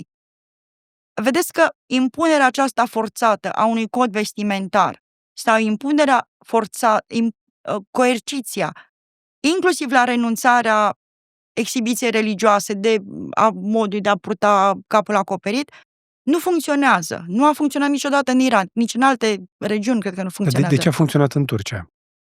Nici în Turcia nu a funcționat. Să ne amintim, de exemplu, că Turcia a funcționat mai bine. A funcționat sub o formă de coerciție foarte agresivă. Dacă pe vremea lui Atatürk exista Facebook, social media, Instagram, nu știu, TikTok, eu nu am, cred că sunt altă generație. Dacă toate astea existau, Mustafa Kemal nu mai era părintele fondator, părintele turcilor Atatürk, era un dictator. Ok. Trebuie să înțelegem momentul și locul în care, și contextul internațional în care s-au format aceste, sau în care s-a făcut tranziția dinspre Imperiu spre Republică. Și totuși, nu aveam social media nici în 78-79. În Iran? Da. Nu avem, dar știm că Mohammad Reza Pahlavi nu a fost un lider tocmai democrat. A fost și o formă de dictatură acolo. Să știți că securitatea românească a fost oarecum inspirată de securitatea iraniană, Savak, care îi tortura pe cei care se opuneau șahului. Știți că se spune că această revoltă a femeilor din Iran o precede pe cea a femeilor americane, adică cu mult înainte de momentul Seneca Falls au protestat femeile în Iran. De asta spun că este o societate revoluționară. Revin la Michael Axworthy, britanicul faimos. A scris 2 cărți fundamentale foarte ușor de citit, adică nu sunt din acestea pompoase, cu limbaj din acela bolovănos, academic. Revolutionary Iran și Iran Empire of the Mind, scrise de un britanic, repet, care a și locuit foarte multă vreme în regiunea Orientului Mijlociu. Ca să înțelegi Iranul trebuie să te duci un pic mai în spate, ca să-i înțelegi pe iranienii din ziua de astăzi, de ce nu se revoltă, de ce nu ies în stradă să protesteze împotriva lui Ali Khamenei. Întotdeauna când au fost amenințați din exterior, și ne amintim de momentul 1953, îndepărtarea de la putere a unui lider ales până la urmă, că era mai marxist, regardless, a fost ales de poporul iranian. Și printr-o lovitură de stat care se numește, instrumentalizată din exterior, operațiunea Ajax s-a numit. Cu influență mare, cu implicare mare americană, care avea... Americanii au fost trași pe sfoară, trebuie să spunem lucrurile pe sfoară, colocvial vorbind. Au fost păcăliți de către britanici. Și le-au spus americanilor care în perioada aceea, să ne amintim, anii 50-60, mecartism, Red Scare, Exact. teama aceasta de răspândirea comunismului, au fost niște momente, adică o perioadă destul de neagră, inclusiv din istoria Americii. Să ne amintim doar perioada aceea lui McCarthy, ce abuzuri s-au făcut atunci, inclusiv o familie de evrei care a fost executată aproape sub ochii celor doi copii ai lor, pentru că exista doar suspiciunea că ar fi colaboratori ai sovieticilor. Deci, americanii au fost păcăliți că în Iran există riscul să vină comuniștii la putere. Britanicii le-au spus americanilor, Mohamed Mossadegh este omul rușilor, sovieticilor. Trebuie îndepărtat. Mă rog, e o poveste. Operațiunea aici se cheamă, se găsește. A eșuat lamentabil. Nu a eșuat lamentabil pentru că Mossadegh a fost înlăturat de la putere, a fost readus Mohammad Reza Pahlavi, încet și-a reluat toate atribuțiile și de acolo a început și declinul. Exact. Mohammad Reza Pahlavi a avut câteva inițiative de reformarea Iranului. Cea mai interesantă dintre ele, dar reușită așa pe jumătate, se numește White Revolution, Revoluția Albă, de industrializare. Era primit în toate capitalele occidentale, era prietenul americanilor pe teritoriul iranian, era singurul stat non-NATO în vremea respectivă. Deci noi vorbim înainte de epoca petrodolarilor cu Arabia Saudită și ce a urmat după. În anii 60-70 era singurul stat nemembru al NATO pe teritoriul căruia se aflau soldați americani permanenți. Avioanele faimoasele F-14 Tomcat, Iranul a fost singurul beneficiar al acelui tip de tehnologie. Pe vremea respectivă era state of the art și așa mai departe. Dar șahul, sigur, ca orice lider din acest autoritar, s-a închis în cercul domniei sale, îl citea pe Shakespeare și vorbea limba engleză, se plimba prin tot Occidentul, a fost primit de regina Marii Britanii, de doi președinți americani. Ține minte, cu doar un an înainte să fie îndepărtat de la putere, președintele Carter și-a făcut revelionul la Teheran și a fost sfătuit de consilierii domniei sale ca în noaptea de revelion, când se spune la mulți ani și așa mai departe, să nu ridice pahar cu alcool și atunci când mulțumește, se spune acel discurs de mulțumire, să mulțumească poporului iranian, nu șahului. Și săracul Jimmy Carter, care era un bon om și un umanist desăvârșit și a făcut foarte multe lucruri, mai ales după ce nu a fost președinte, a făcut această greșeală, i-a mulțumit șahului. S-a propădit recent, apropo. Da, anul trecut, parcă. Da, a ajuns 100 de ani, l-am urmărit, a avut o fundație impresionantă și foarte mult bine a făcut umanității în perioada post. Și apropo de Jimmy Carter, un fan, nici măcar nu e un fanfact, că e un fapt mai trist, dar așa ca o curiozitate. Domnia sa a pierdut alegerile în 79 împotriva lui Ronald Reagan și acel moment știți că a coincis cu criza ostaticilor din ambasada din Teheran, pentru că în tumultul Revoluției niște tineri mai ambițioși, mai cu adrenalina la maxim, mai ideologizați profund, studenți, au luat cu asalt ambasada americană din Teheran. Atunci s-au întrerupt și relațiile diplomatice dintre cele două state și de atunci relaționarea între Statele Unite și Iran, între Washington și Teheran, se face prin intermediul ambasadei Elveției, prin intermediul ambasadei Cehiei și mai nou prin intermediul Ungariei. Uite unde putea să fie și România. A încercat unul dintre candidații la prezidențiale să ne convingă că poate media la nivelul ăsta. Dăm asta deoparte. Nu știu, nu cunosc. Am fost plecată din localitate. Bine așa.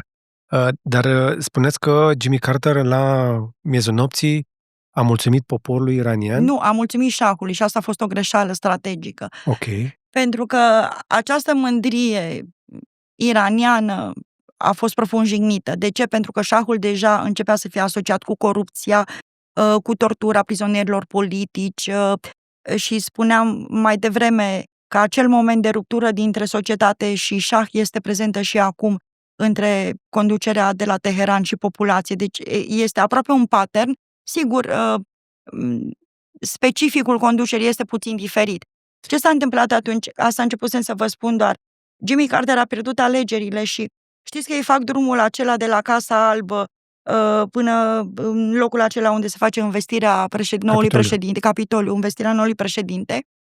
Ultima dorință în funcția de președinte al lui Jimmy Carter a fost să primească acel telefon, să-i se spună că au fost eliberați prizonierii prizonierii din ambasada, așa. Erau diverse operațiuni în desfășurare. Să știți că atunci a fost primul moment în care Statele Unite au bombardat Iranul, pentru că acum nu este pentru a patra oară, dar momentele a fost ulterior. Operațiunea nu a reușit. Știți că acei prizonieri au stat acolo 444 de zile, a fost o criză absolut de nedescris, 52 de prizonieri, și Jimmy Carter era tot ce își dorea, să poată anunța în momentul predării mandatului că prizonierii americani au fost eliberați. Ei au acest mindset, leave no one behind, aducem pe oricine acasă. Valoarea pașaportului american, dacă vreți, aceasta este. Oriunde te afli în lume, cineva va veni după tine. Și aici poate o să discutăm și momentul acela în care președintele Biden a eliberat niște fonduri pentru Iran în 2022. Acele fonduri nu au fost ca parte din JCPOA, acele fonduri au fost pentru eliberarea unor prizonieri americani reținuți în Iran de câțiva ani. Revenind, nu a primit acel telefon Jimmy Carter, e o întreagă poveste. La 20 de minute după investirea lui Ronald Reagan a primit acel telefon. A fost o operațiune spectaculoasă care a fost documentată într-un film foarte fain, făcut de Ben Affleck. Argo se numea. Da. Argo cu Ben Affleck. Exact, foarte bun. Da. Pentru cei care vor istorie în variantă predigerată.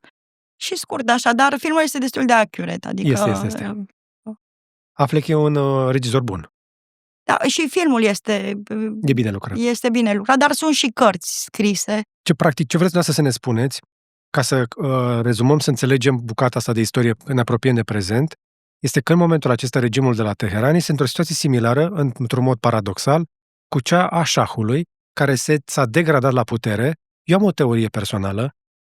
Eu cred că toți liderii împut la putere după vreo 20 de ani. Este puterea absolută corupe absolut. Nu am văzut lider în timpul vieții mele care după 20 de ani să nu o ia raznă, să nu facă tâmpenii. Puterea corupe, puterea absolută corupe absolut. Și nimeni nu scapă de chestia asta. Și atunci am auzit o teorie și aș vrea să adaug peste chestia asta. A trecut suficient de multă vreme de când dictatura religioasă, nu să-i spuneți teopolitică de acolo, dar eu aș zice teocrație, că este o dictatură religioasă, s-a uzat la locul de muncă, ca să zic așa, da. Iar locomotiva acestei revoluții religioase deja oricum e gripată și încetinește, nu are nevoie să ia cineva șinele, că se va opri singură. Și că aderea de mult. Da, încă nu s-a oprit. Pentru că din ce aud eu, spre exemplu, de la alți oameni care urmăresc fenomenul, zic așa: de ce trebuiau americanii să ducă pe mâna lui Netanyahu acum în Iran, când de fapt nu trebuiau decât să-i lase pe iranieni să-și dea singuri dictatorii jos, pentru că situația socială, societatea iraniană este coaptă pentru încă o revoluție, că sunt specialiști la capitolul ăsta. La 3 săptămâni după formarea Republicii Islamice și adoptarea noii Constituții, care, apropo, între 1905 și 1911 în Iran a avut loc o revoluție care se numește Revoluția Constituțională. Iranul a fost primul stat din regiune care a avut o Constituție. Oamenii aceia care au ieșit în 1905 în stradă aveau niște cereri care ulterior, sigur, le-au înțeles ca fiind drepturi constituționale. Au fost acolo, la fel, un grup din acesta foarte eclectic, în care erau inclusiv persoane. O paranteză, să știți că nu toate personalitățile religioase din Iran sunt de genul lui Ali Khamenei. Nu sunt fundamentaliști. Nu. Există inclusiv etnie evreiască. În Iran, Iranul găzduiește în continuare, dar acum sigur este mult diminuată comunitatea evreiască. Iranul a fost gazda, casă pentru cea mai mare comunitate evreiască din Orientul Mijlociu. Ulterior, sigur, s-a mai diminuat numărul acestei minorități etnice, dar în continuare este cea mai mare din regiune. Mai mult decât atât, acum sigur, așa ca fun fact, în Parlamentul iranian, Majles, sunt 2 locuri care întotdeauna trebuie să fie alocate evreilor. Da, cum avem și noi pentru anumite etnii. Da, adică inclusiv noua Constituție. Constituția adoptată în 1980, care impunea codul vestimentar, are anumite aspecte din vechea Constituție din 1911, care era creată după un model european francez. Inclusiv noua Constituție are, să spunem, același schelet, dar este profund religioasă. Și poate, dacă toți suntem la subiectul acesta, știu că se tot circulă. Adică noi avem atât de multe lucruri pe care le putem reproșa regimului de la Teheran. Drepturile omului, drepturile femeilor, libertate. Putem să scriem 3 cărți despre asta, cel puțin. Dar cred că ar fi poate un pic mai înțelept ca să nu antagonizăm populația și așa, sau ascultătorii deja bulversați de noianul de știri reale sau mai puțin reale, să încercăm un pic să lăsăm manipularea sau dezinformarea deoparte. În Constituția iraniană nu se face nicio trimitere la entitatea zionistă, Israel, distrugerea statului Israel. Este o Constituție exclusiv religioasă care spune ce trebuie să facem, cum să facem, să ne Micul Satan și Marele Satan. Nu există așa ceva în Constituție. Nu există? Nu există în Constituția iraniană. Găsiți formatul PDF online, dați un control F și puneți acolo ce vreți. Este în limba engleză, nu știu dacă este și în limba română. Nu există așa ceva. Acesta este un discurs. Este unul dintre pilonii, într-adevăr, pe care s-a format Republica Islamică. Dar întotdeauna un dictator, cu câte vreme stă mai mult la putere, face curățenie în societate, elimine dizidenții, îi bagă la beci sau îi execută, sau îi trimite afară din țară, după care nu mai are inamici în interior și caută în exterior. Are nevoie de un motiv să se ia de cineva, pentru că altfel cum să rămână la putere? Pentru ce mai luptă el ca lider maxim? Și vedem comportamentul ăsta inclusiv la Victor Orban, Vladimir Putin, până și la Kim. Și în România. Ne căutăm inamici și unde nu sunt. Exact. Dar, la nivel internațional, geostrategic, întotdeauna ai nevoie de un amic extern. Așa. Același lucru se întâmplă și în Orientul Mijlociu. Toată lumea vorbește despre adversitatea dintre Iran și Arabia Saudită. Este, dacă vreți, o competiție religioasă. Cine să fie liderul lumii musulmane? Dar această competiție, repet, este una religioasă, nu hegemonică. Adevărata competiție pentru putere, hegemonie regională sau între cei mai importanți actori ai Orientului Mijlociu este între Iran și Israel. Haideți să recapitulăm, că suntem într-un punct important al conversației noastre. Deci dacă vrem să înțelegem mai bine Orientul apropiat, mijlociu, cum îi mai spunem, avem o competiție religioasă, cum avem noi între ortodoxism și catolicism. Mai nou nu prea mai suntem, după schismă, dăm semne de apropiere, dar nu prea mult, dar hai să zicem, și acolo avem suniții cu șiiții. Șiiții sunt la putere în Iran, suniții sunt în Iran și în Irak. Și în Irak, ok. Pentru că asta a fost greșeala fundamentală a administrației Bush. Prin distrugerea Irakului au împuternicit Iranul. Iată, iar în Arabia Saudită, care este plină de bani și este partener strategic, economic și de toate felurile ale Statelor Unite, îi avem pe suniți. Avem așadar o competiție religioasă între aceste 2 țări care nu sunt prietene. Nu sunt nici dușmani. Dar nu sunt nici dușmani. Pentru că competiția, la nivel hegemonic, ce înseamnă hegemon? Adică cine e șeful? Influență regională. Cine e cel mai puternic de pe zonă? Cine are cea mai mare influență? Exact. Ne place sau nu ne place, trăim într-o lume în care băieții ăștia vor să știe care e cea mai tare de pe zonă. Tot timpul a fost așa.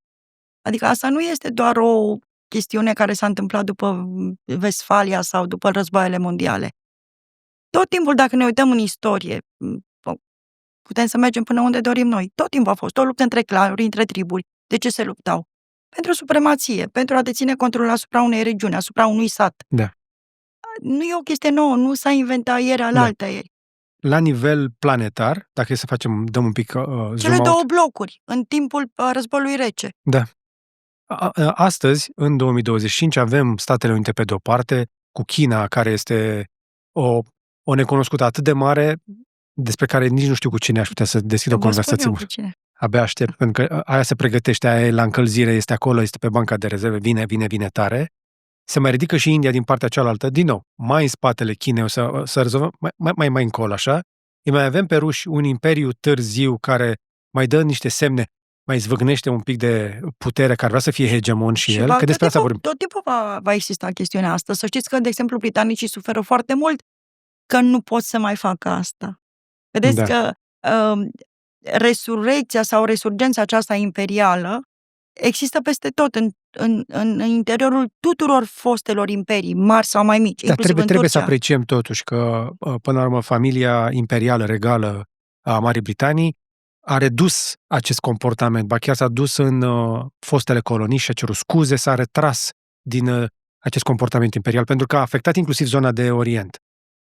Ca să devenim însă mai la nivel mai local, nu avem doar hegemoni din ăștia globali pe toată planeta, mai avem și pe zone. Subdiviziune, sigur că da. Avem, nu? Fiu mai jos. Și acum, pe zona asta de Orient Mijlociu, chiar dacă nu părea până astăzi, acum poate este mai clar, că avem o luptă pentru hegemonie, adică cine e șeful de pe zonă, între Iran și Israel.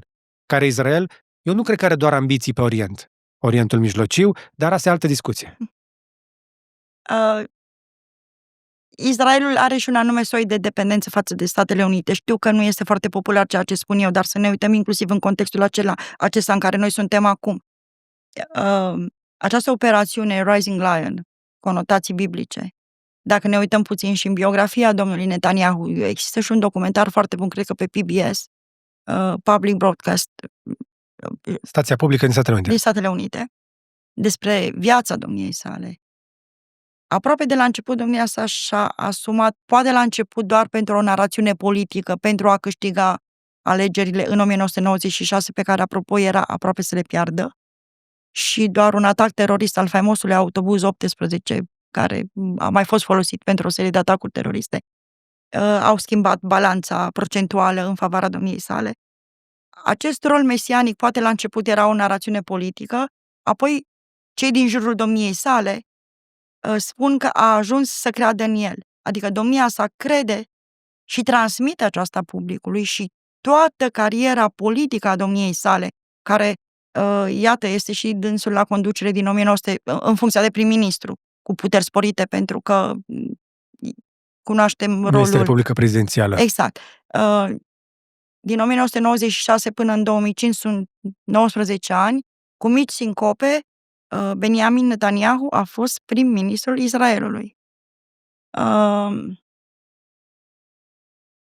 Această competiție a existat întotdeauna, dar vedem că inclusiv în acest război direct, cald, este o etapă sau faza a doua după ce am văzut anul trecut, 2024, când Iranul a atacat Israel. Țineți minte, a fost o chestie anunțată, toată lumea știa. Atac contra atac s-au liniștit lucrurile. A fost un prim semn de... Știți când e ceva ținut foarte mult sub presiune și acolo sub capacul acela lucrurile fierb. La un moment dat capacul acela va sări în aer. Va sări în aer, vor ieși aburi, va da toată supa pe foc, noi ne vom supăra, ne vom speria, ne-am ars, ne arde mai rău, ce facem? Curățăm aragazul și zicem bine că nu s-a întâmplat ceva mai rău și mergem mai departe. Cam asta a fost și acum. Dar vedeți că și acum această operațiune Rising Lion este cu siguranță gândită și pusă în desfășurare de câțiva ani. După atacul terorist din 7 octombrie, Hamas, nu? Israelul tot ce a făcut structural, a demantelat aproape toată rețeaua regională de proxy a Iranului. De ce avea nevoie Iranul de o rețea de proxy? Ca să traducem puțin, da? Grupări prin procură. Vorbim despre intermediarii prin care Iran își, zgânderea Israelul? Zgânderea Israelul și avea un zid de protecție, pentru că cea mai importantă rețea a fost Hezbollah. Hamas, sigur că a fost finanțată și de Iran, dar nu numai de Iran. Și o să rămânem surprinși într-o bună zi să aflăm totuși ce s-a întâmplat acolo. Hamas era, dacă vreți, un proxy din acesta de conveniență, util din când în când să mai irite Israelul, mai aruncau 2-3 rachete, erau teroriști în șlap, cu ghilimele de rigoare, fără pregătire militară, fără. Și atât totuși au reușit acel moment 7 octombrie, care a fost un fel de, dacă vreți, 9/11 pentru Israel. Așa a fost descris și, într-adevăr, a fost un moment Seamănă cu 9/11, pentru că și în legătură cu 9/11 avem dubii până la capăt cum a reușit cea mai mare putere a lumii să fie lovită cu atât de multe avioane în atât de multe clădiri importante, inclusiv acel avion căzut la Pentagon. Sunt multele chestii care nu se leagă în Există o carte scrisă de Ron Suskind, cred că zic bine că e suedez, se numește 1% Doctrine.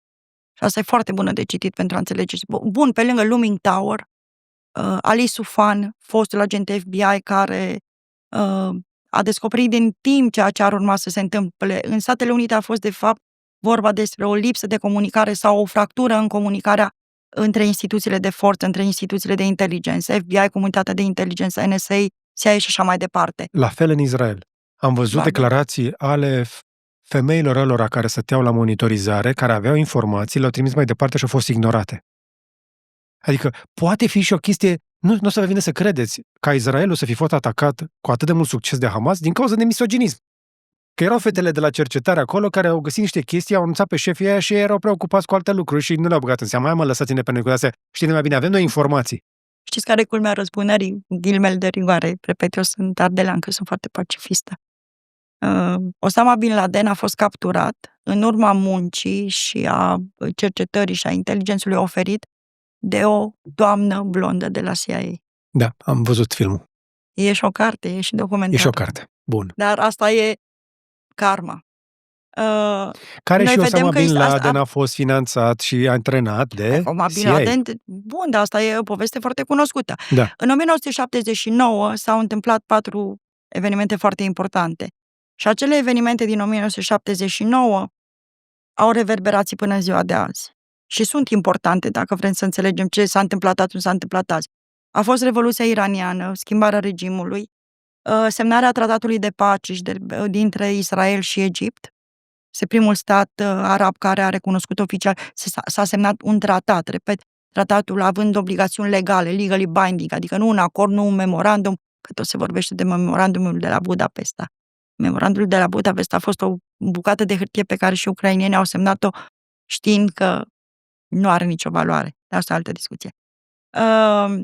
Revoluția din Iran, tratatul dintre Israel și Arabia și Egipt, atacul de la Marea Moschee din Mecca asupra a unui grup de fundamentaliști suniți wahabiți asupra musulmanilor suniți și șiiți care erau la Mecca,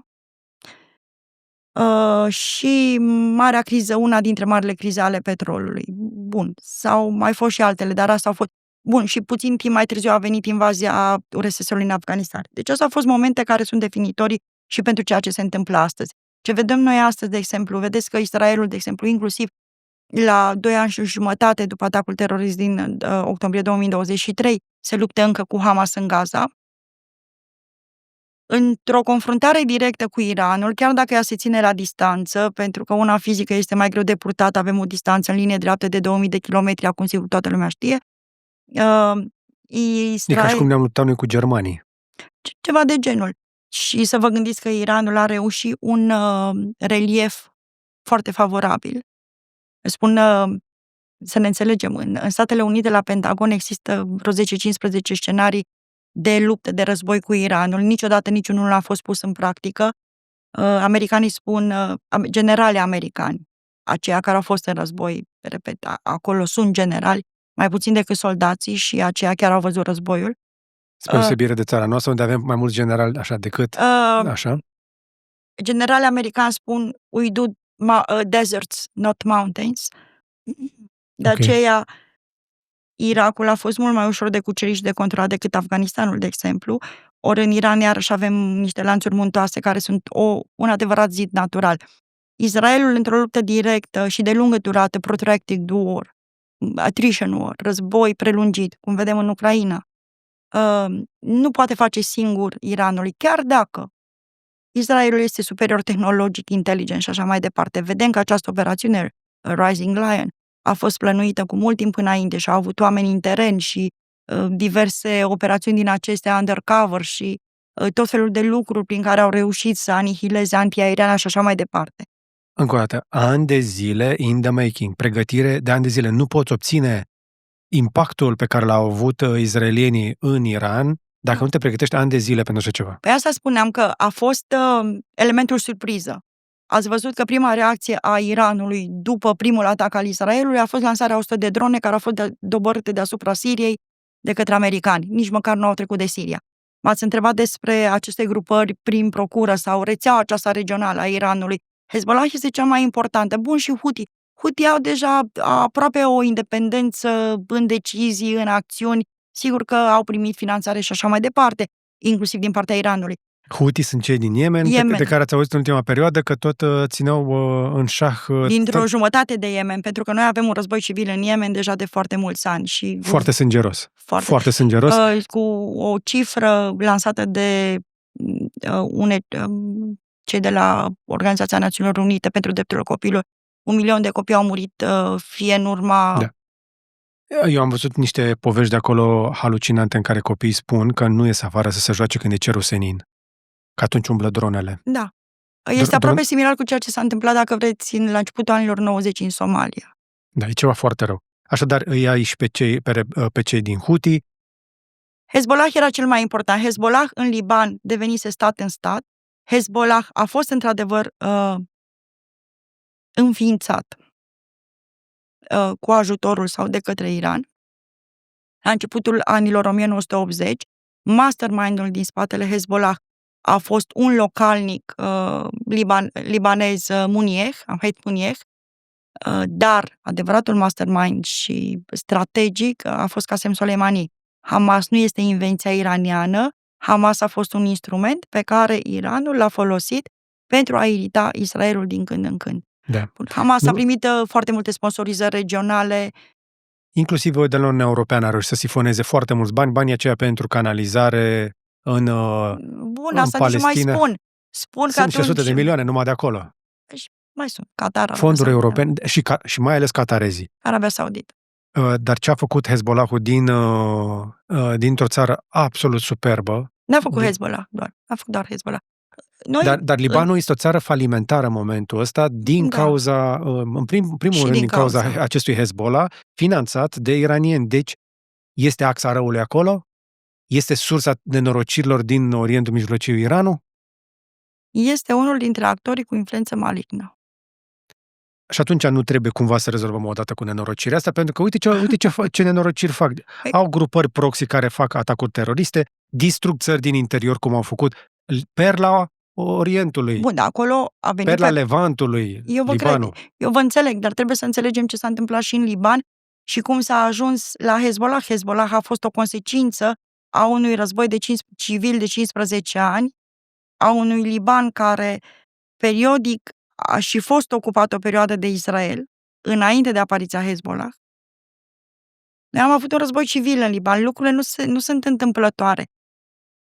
Înțelegeți ce spun? Unde și-a construit Iranul această grupare Hezbollah? Acolo unde a găsit... Teren fertil. Teren fertil. Exact.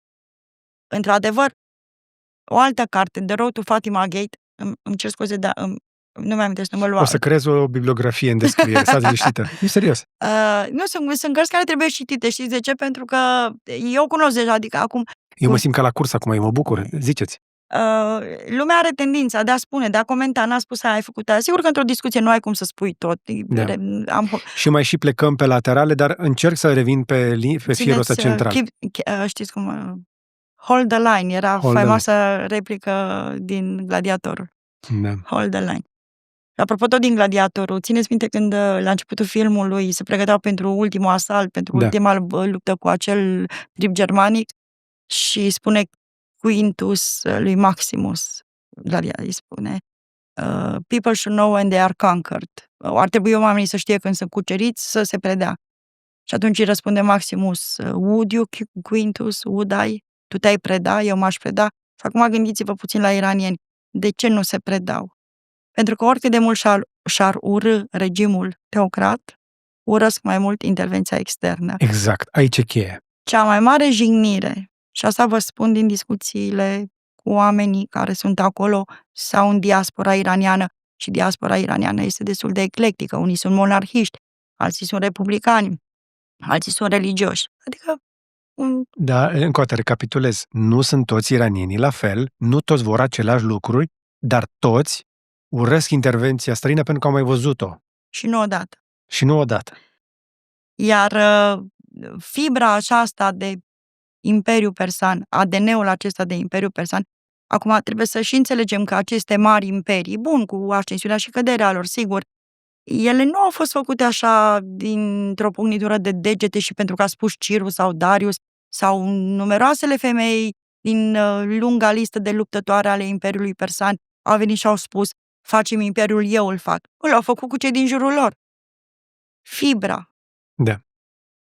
Și poate asta e o comparație bună și cu Rusia, nu știu, nu cunosc. Moștenirea culturală, dacă vreți să spunem. Vorbim ceapa, totuși... țineți minte, ceapa, Exact. cultura persană și toate layerele, toate straturile acelea de pe ceapă, religios, național, identitar, de toate felurile, protejează cultura, identitatea aceasta culturală iraniană, persană.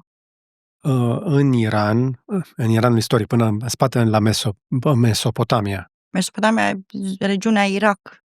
Da, toată zona aia de acolo considerăm leagănul civilizației, unde se făcea școală și existau erudiți înainte ca triburile astea să iasă din scorburi, deci în toată Europa. Putem spune asta? Adevărat, și codul lui Hammurabi. Să ne amintim, de exemplu, că în Iran, în vremuri în care poate încă nu știu ce făceam noi, ei construiseră ceva care funcționa pe principiul aerului condiționat de astăzi și a frigiderului de astăzi. Turnurile acelea de rece. Exact. Foarte tare. Am văzut un documentar despre unul dintre ultimii zidari care construiesc așa ceva. Mai construiesc încă, probabil, în zonele Da, foarte interesante. rurale. Mi-am zis că mă întrebaserăți dacă trenul acesta derează de pe șine, dacă e timpul după 1979 astăzi să deraeze. Unul dintre, sau faimosul sociolog, pe care sigur noi îl studiem foarte puțin, Ibn Khaldun, a introdus un concept care se numește asabiah. Asabiah în limba arabă și asabiah este și în farsi. Ei în 1980 au avut o revoluție lexicală să se distanțeze cât mai mult și înainte, de fapt, de arabi. Repet, să nu-i spunem unui iranian că e arab, că se supără pe noi. Sau unui turc, de altfel. Mi-am amintit încă ceva. Au făcut această revoluție lexicală tocmai pentru a scoate cât mai multe sunete și cuvinte, dar asabiah a rămas. Înseamnă unitate de grup. Unitatea de grup din 1979 a fost foarte prezentă, repet, între toate segmentele societății. Ruhollah Khomeini, cel care fusese plecat 15 ani în exil, cel care, la un moment dat, primul lider suprem al Iranului, nici măcar nu-și dorea o funcție politică. Acolo, în 1979-80, s-au întâmplat niște lucruri foarte interesante, foarte ciudate. Ține minte că Ruhollah Khomeini a venit, de fapt, cu un Air France, el a fost la Châteauneuf, o localitate lângă Paris. În 1963 a început să-l critique foarte dur pe șah.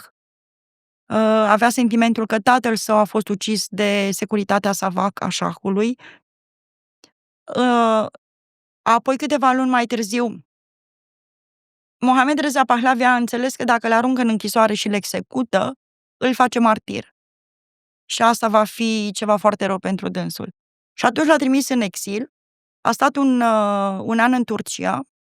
Din Turcia, pe fondul, relației dintre Iran și Turcia, a plecat în Irak, la Najaf, și a stat la Najaf 14 ani, timp în care cei din jurul domniei sale spun că făcea doar drumul acesta de la casă până la moschee și la râu. Și se ruga. A fost un erudit între ale islamului, un scholar, fără ambiții politice. El era chiar un practicant al șiismului, al cuetismului șiit, adică practica religioasă separată de politică, nu-și dorea funcție politică. Apoi, sigur, în 1978 a plecat în Franța pe fondul unor presiuni venite atât din interiorul Irakului și, sigur, Irakului Saddam Hussein avea o problemă cu Iranul, de la acordul acela în care a pierdut controlul asupra unui ostrov, îi spun eu, o trecere, Shat el Arab, de aceea a fost unul dintre motivele pentru care Saddam a invadat, de fapt, Iranul în 1980. A plecat Khomeini în Franța unde era vizitat, dacă vreți, de intelectualii vremii. Foucault. Foucault a fost unul dintre filozofii care scria în presa franceză a vremii. Ruhollah Khomeini era prezentat ca un personaj carismatic, potențial eliberator al Iranului. Deci, vedeți că sunt atât de multe substraturi în cea... Ok, dar moștenirea lui culturală o vedem în Khamenei? Nu. Nu o vedem? Nu. E altceva? Că și numele seamănă și de aici, de la distanță, par aceeași treabă. Nu, și sunt personaje complet diferite. Da. Mă scuzați acum că o să exagerez, dar tot cu turban. Și turbanul e de mai multe feluri. Așa. Turbanul alb înseamnă mai puțină erudiție în exegeza islamului. Turbanul negru este sayed, cunoscător, un scholar, un filozof al islamului. Perioada lui Khomeini este foarte interesantă, sigur, dincolo de acea Constituție, dincolo de îngrădirea drepturilor, libertăților și așa mai departe. Și apropo, în Iran, după 1980, la 3 săptămâni după adoptarea Constituției, femeile din Iran au ieșit în stradă și au protestat împotriva coerciției acestea vestimentare implementate în Iran. Deci, iată, la 3 săptămâni, după ce poate aceleași femei au ieșit în stradă să protesteze împotriva șahului, aceleași femei au ieșit în stradă să protesteze împotriva noului lider al Republicii Islamice. Sigur, povestea e mai lungă, cum a ajuns acolo, a fost o adevărată luptă pentru putere, la un moment dat nimeni nu mai dorea să preia puterea. Perioada lui Ruhollah Khomeini a fost un pic mai mult diferită de cea a lui Ali Khamenei, când s-au și deteriorat foarte mult lucrurile, pentru că Iranul a fost într-un război de 8 ani cu Irakul. Populația era, dacă vreți, adunată în jurul steagului pentru a apăra Iranul. Eu am și povestit la un moment dat că este acest lucru, sigur, poate fi interpretat în orice fel.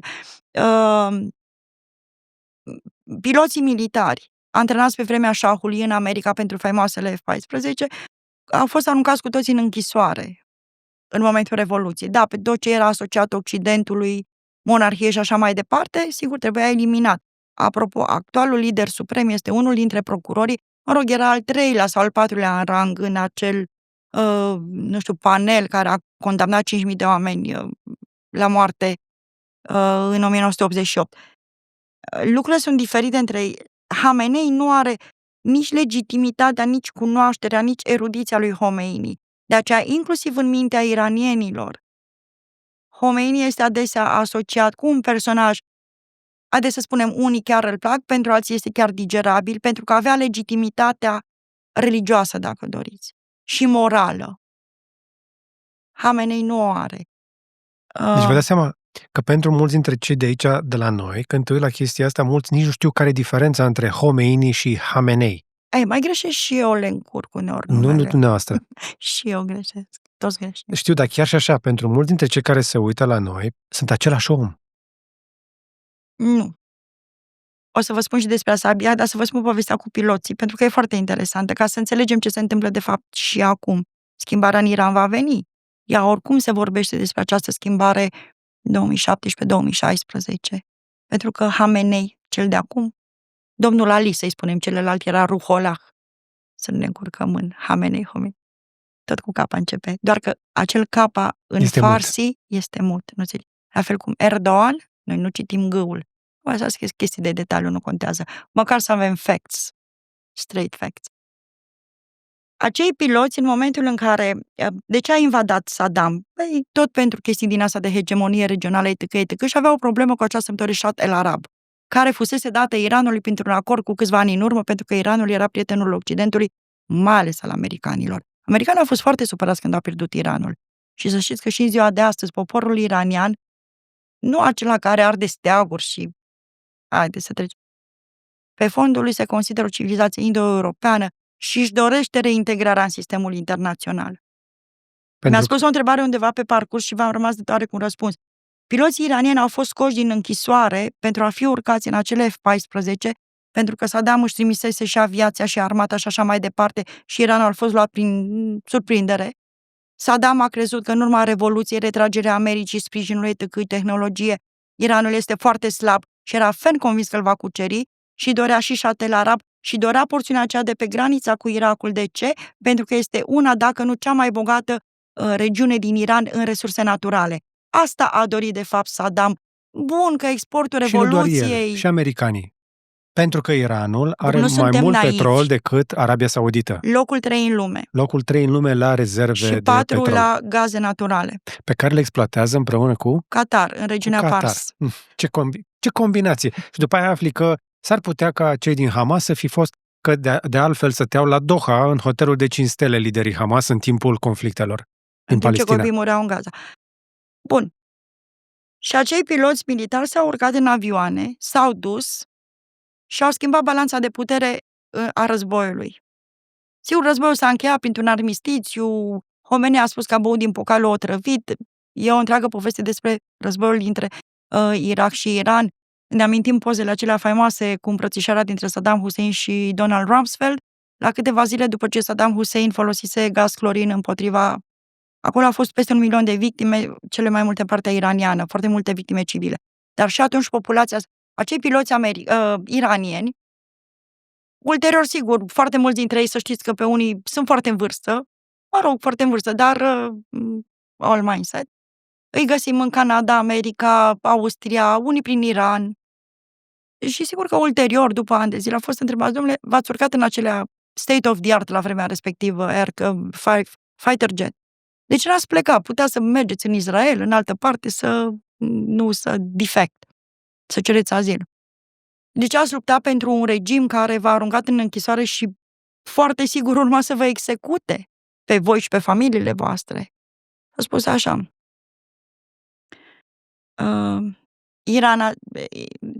Eu nu am luptat pentru un lider religios, pentru un cleric sau altul, a zis, eu am luptat pentru Iranul meu iubit. Și asta explică ce se întâmplă și nu doar astăzi. Din momentul acela până în prezent, acea unitate de grup Asabia, care s-a format în 1978-79, și-a mai pierdut din forță. Deja prima generație este foarte sudată, luptă pentru aceeași cauză, are aceleași idealuri. O generație mai târziu mai este încă acolo. Încă o generație mai suntem totuși la 46 de ani.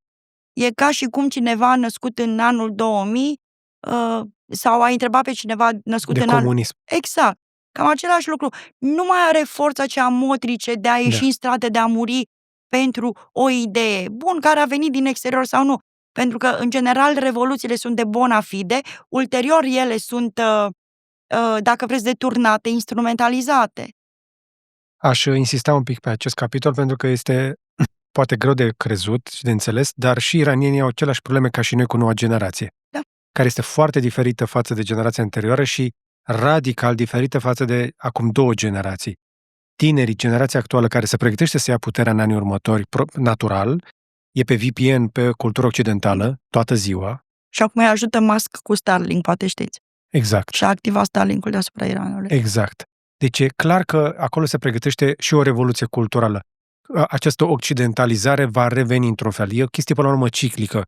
Cu toate astea, sunt plusuri și minusuri în toată ecuația asta, însă noi de aici de unde ne uităm, eu tânjesc după acel Iran occidentalizat. Nu există, de perioada șahului nu este una pe care trebuie să o...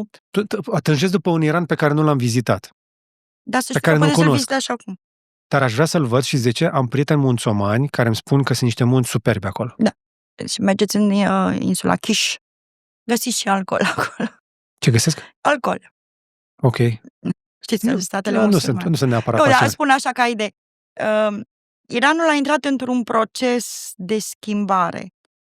Această nouă generație, ca să vă explic și de unde un anume soi de anti-americanism. Sigur, el este ușor de deturnat. Există o generație întreagă în Iran, ultima generație, care a crescut cu promisiunea JCPOA-ului, acordului nuclear. Trebuie să vorbim și despre el, să-l lămurim, chiar dacă pare un pic lemnos. Nu este lemnos absolut deloc. Sigur, se găsește pe internet 147 de pagini, foarte tehnic. Dar în esență, ce spune acest acord nuclear?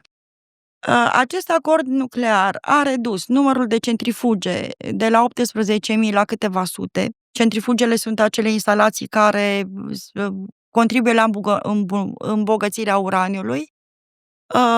A interzis Iranului să folosească centrifuge IR6 de generația 6, să folosească doar de prima generație, IR1.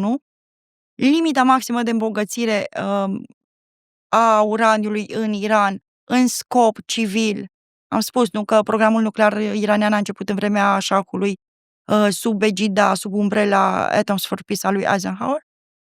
Foloseau doar IR1 la maxim 3,67%. Atât ar fi nevoie în scop civil. Dacă vrei să faci ca la Cernavodă, energie electrică din 3,67%. uraniu. Toate statele semnatare ale Tratatului de neproliferare nucleară, care, sigur, o discuție trebuie revizuită, adus în actualitate, au voie să îmbogățească uraniu până la 20%. De ce? Pentru că îmbogățirea la 20% este utilă în scopuri medicale, toate acele, adică acest program nuclear, nu doar acolo, ci peste tot, are și această utilitate medicală, tratează cancere, diverse tipuri de boli și așa mai departe. Și atunci ai nevoie de un uraniu, highly enriched uranium, puțin mai avansat, 20%. România are, conform aderenței semnării tratatului NPT, e tratatul de neproliferare. Da, NPT, non-proliferation. Same. Până la 20%. Toate statele semnatare au voie să atingă acest prag. Iranienii se duseseră la... Nu, câtă vreme acel JCPO a fost în vigoare, asta e altă...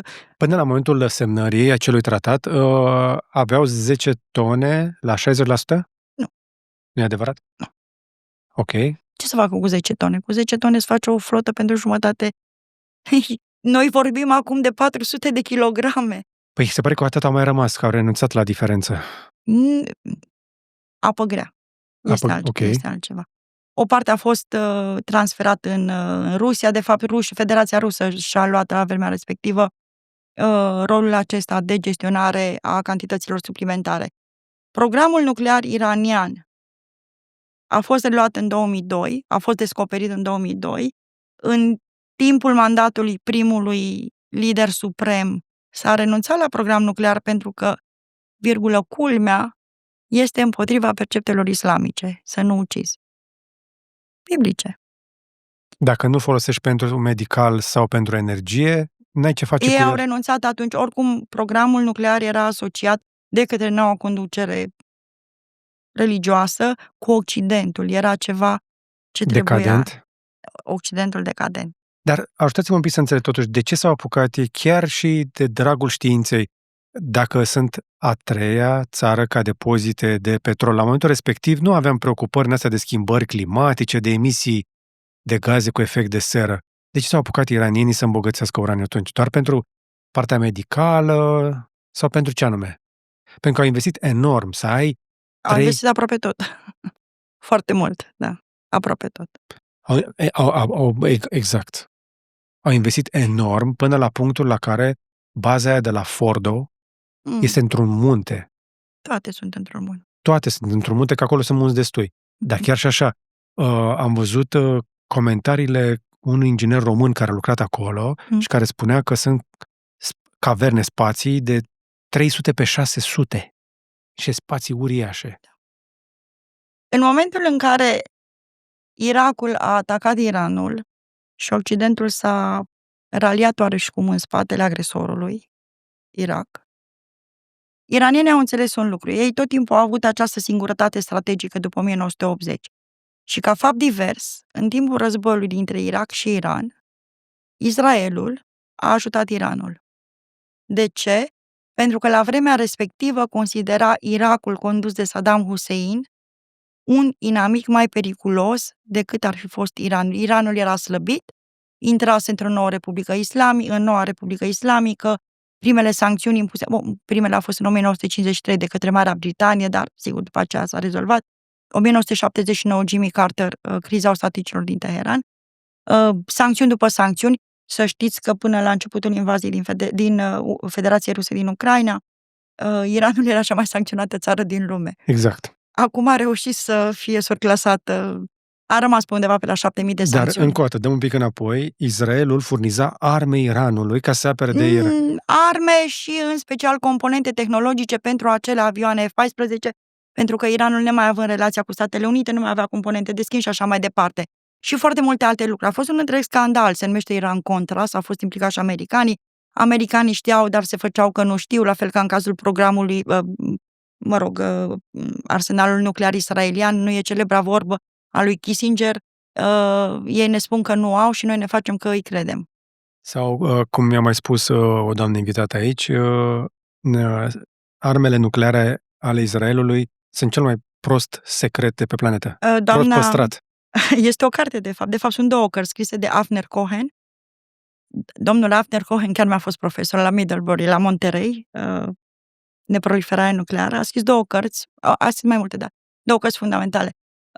The Worst Kept Secret, Israel, arsenalul nuclear al Israelului, și a doua carte se numește Israel and the Bomb.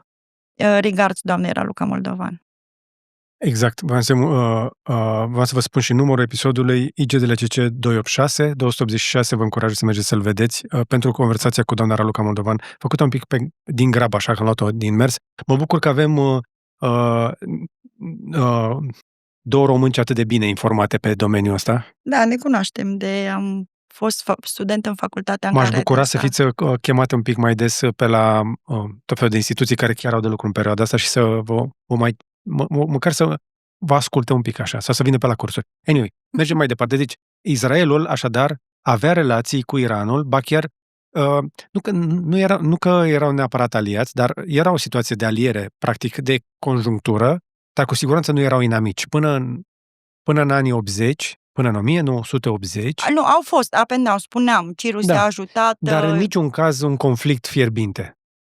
Nu a fost de acest fel. Au fost lovituri prin proxy de ambele părți, că israelienii ucideau oameni de știință, iranienii făceau... În Iran, în islamul șiit, este interzis martiriul prin suicid.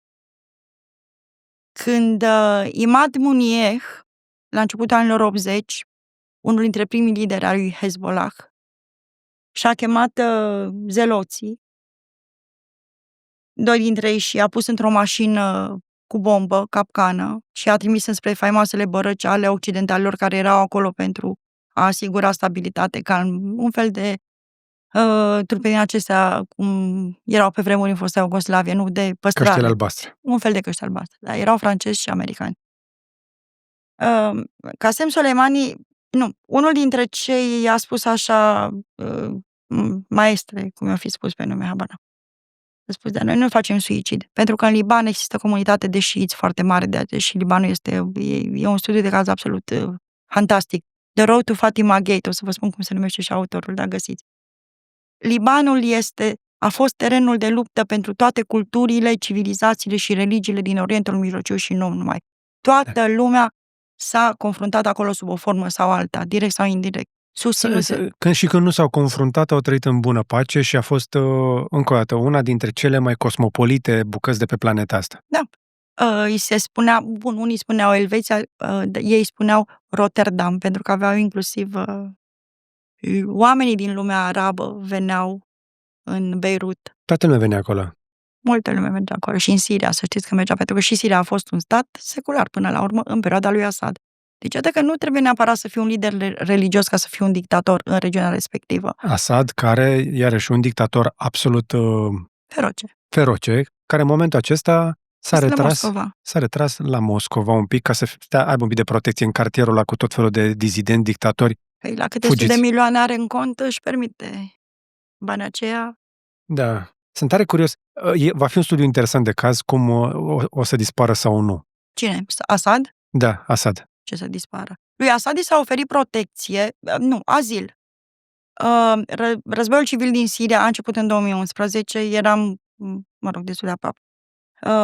Un an mai târziu, Casa Regală a Spaniei, Spania, i-a oferit lui Assad și familiei sale azil politic în Spania, cu condiția să plece de la putere ca să se încheie conflictul și acele crime comise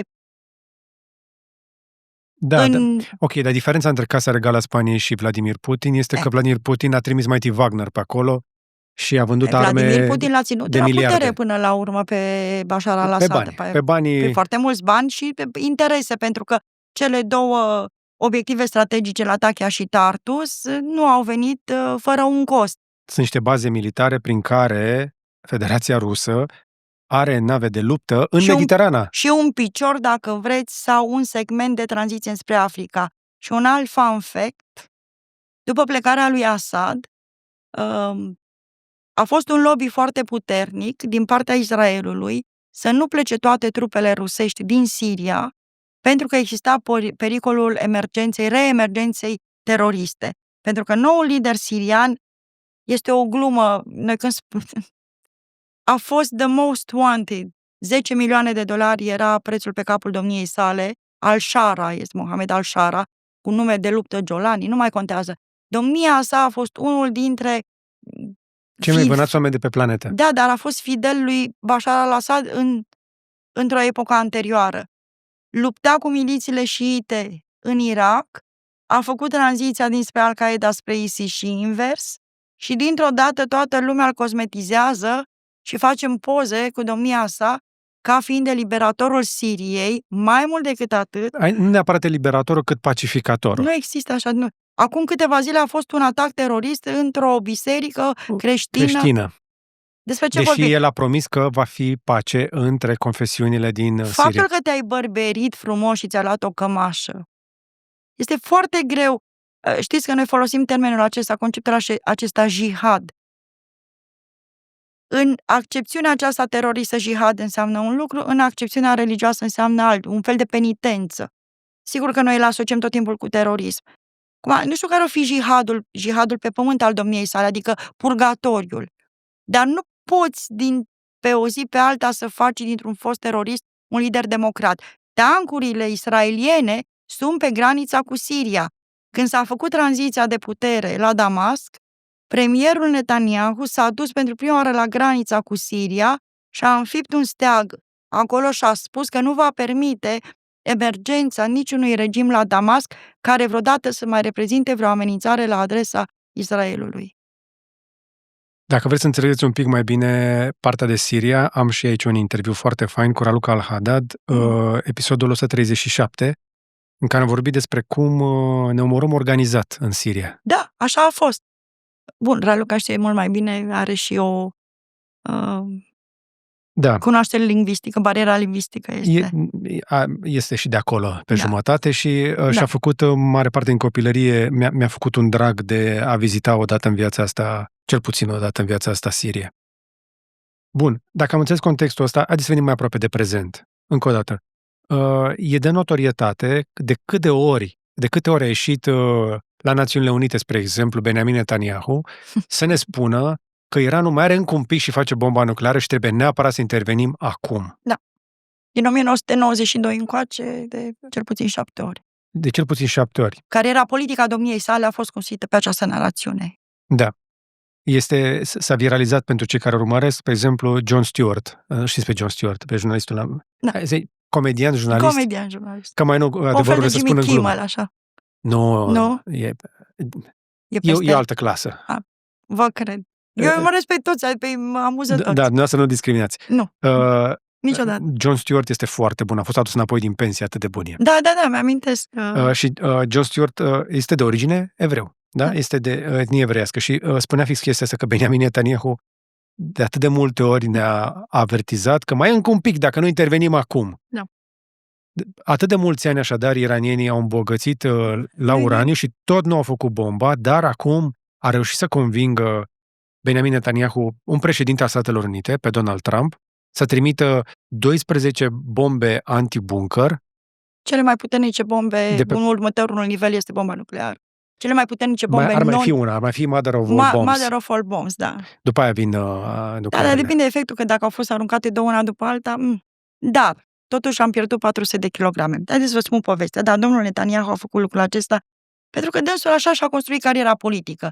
Dorința mesianică de a salva, de a fi Marele salvator al poporului. Moise Al doilea? al doilea. Nu cred asta. Uitați-vă, vă rog, la documentarul de PBS, nu o spun eu.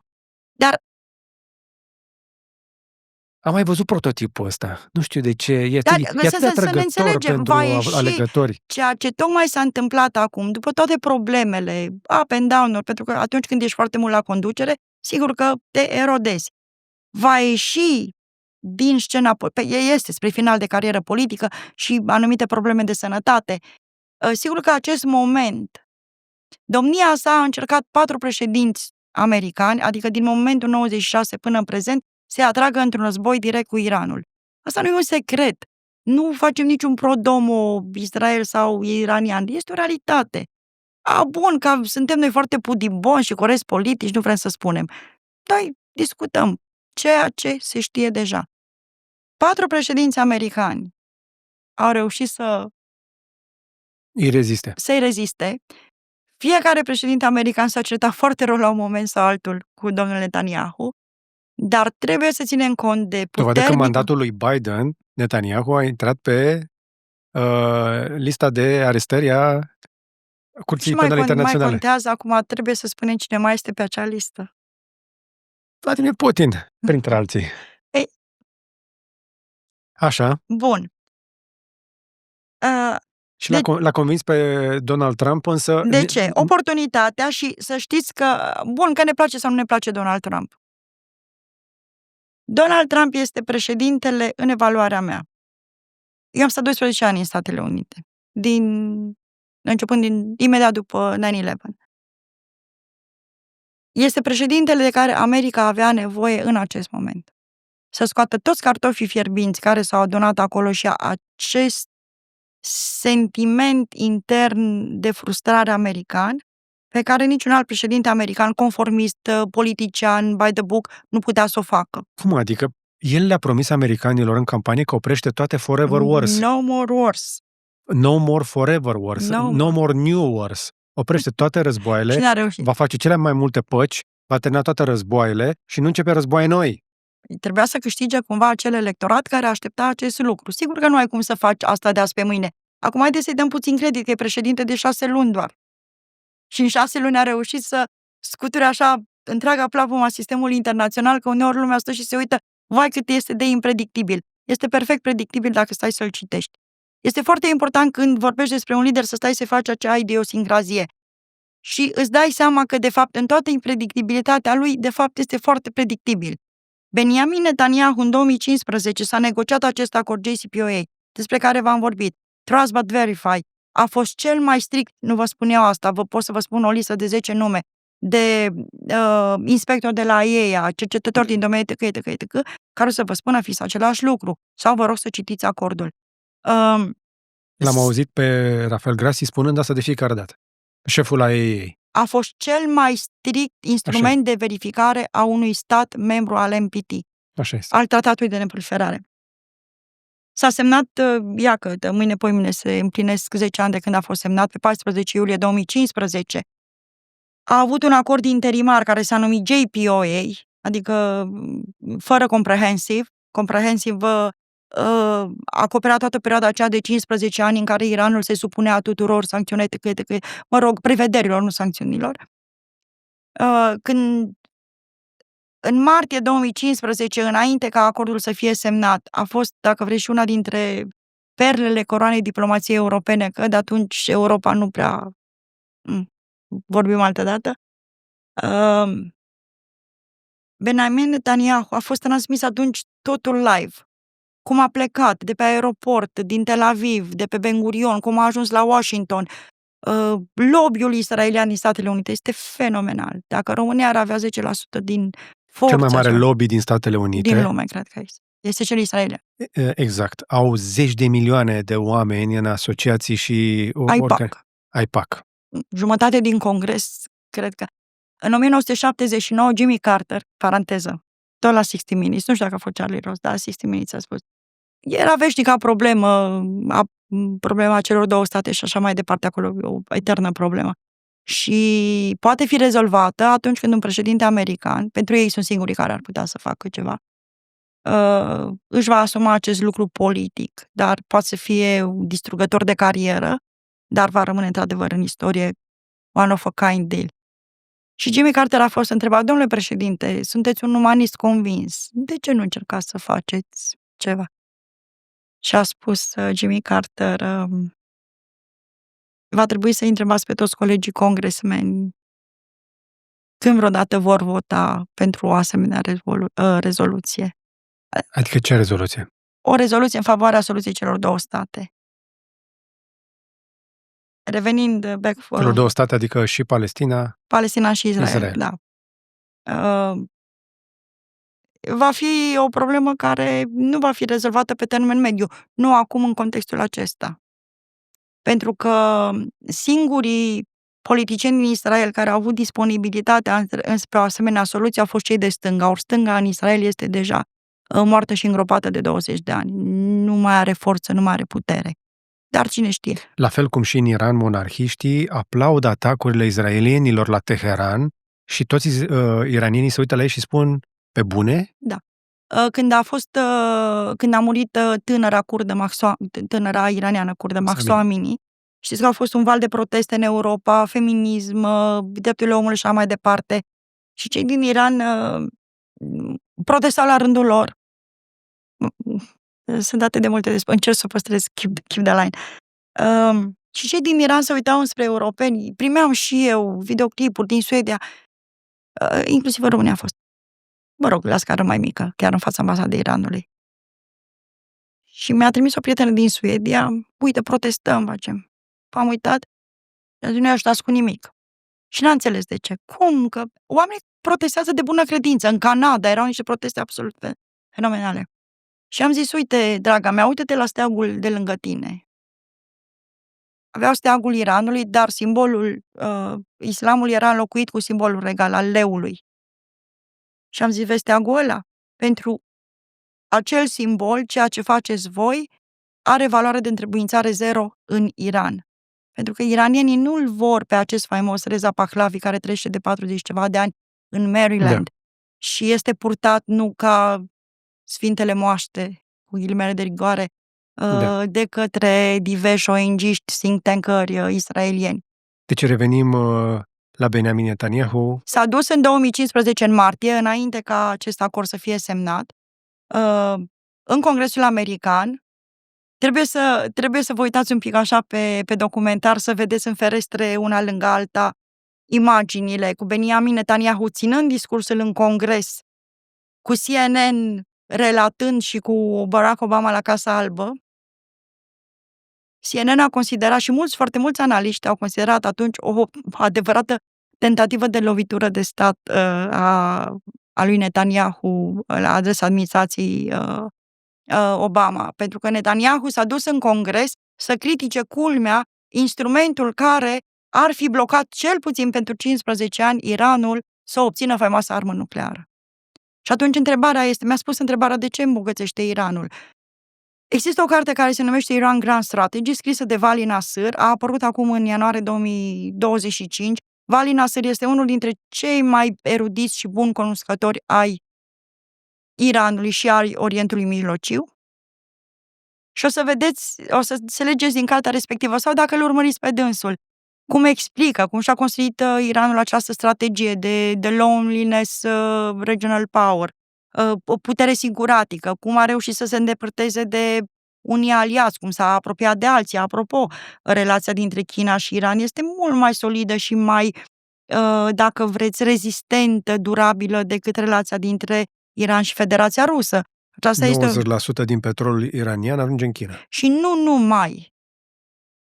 Iranul este plin de produse făcute în China. Și nu numai. Între Iran și Imperiul Tsarist, etc. Există o rivalitate și disensiuni din acestea istorice. Interesant, pentru că dronele alea Shahed le-au venit exact la momentul potrivit rușilor. În momentul în care Donald Trump a retras Iranul din JCPOA, moment în care Franța își trimisese acolo Boeing, Airbus, Peugeot, Total Energy, nu Boeing, Airbus, pardon, Peugeot, Total Energy.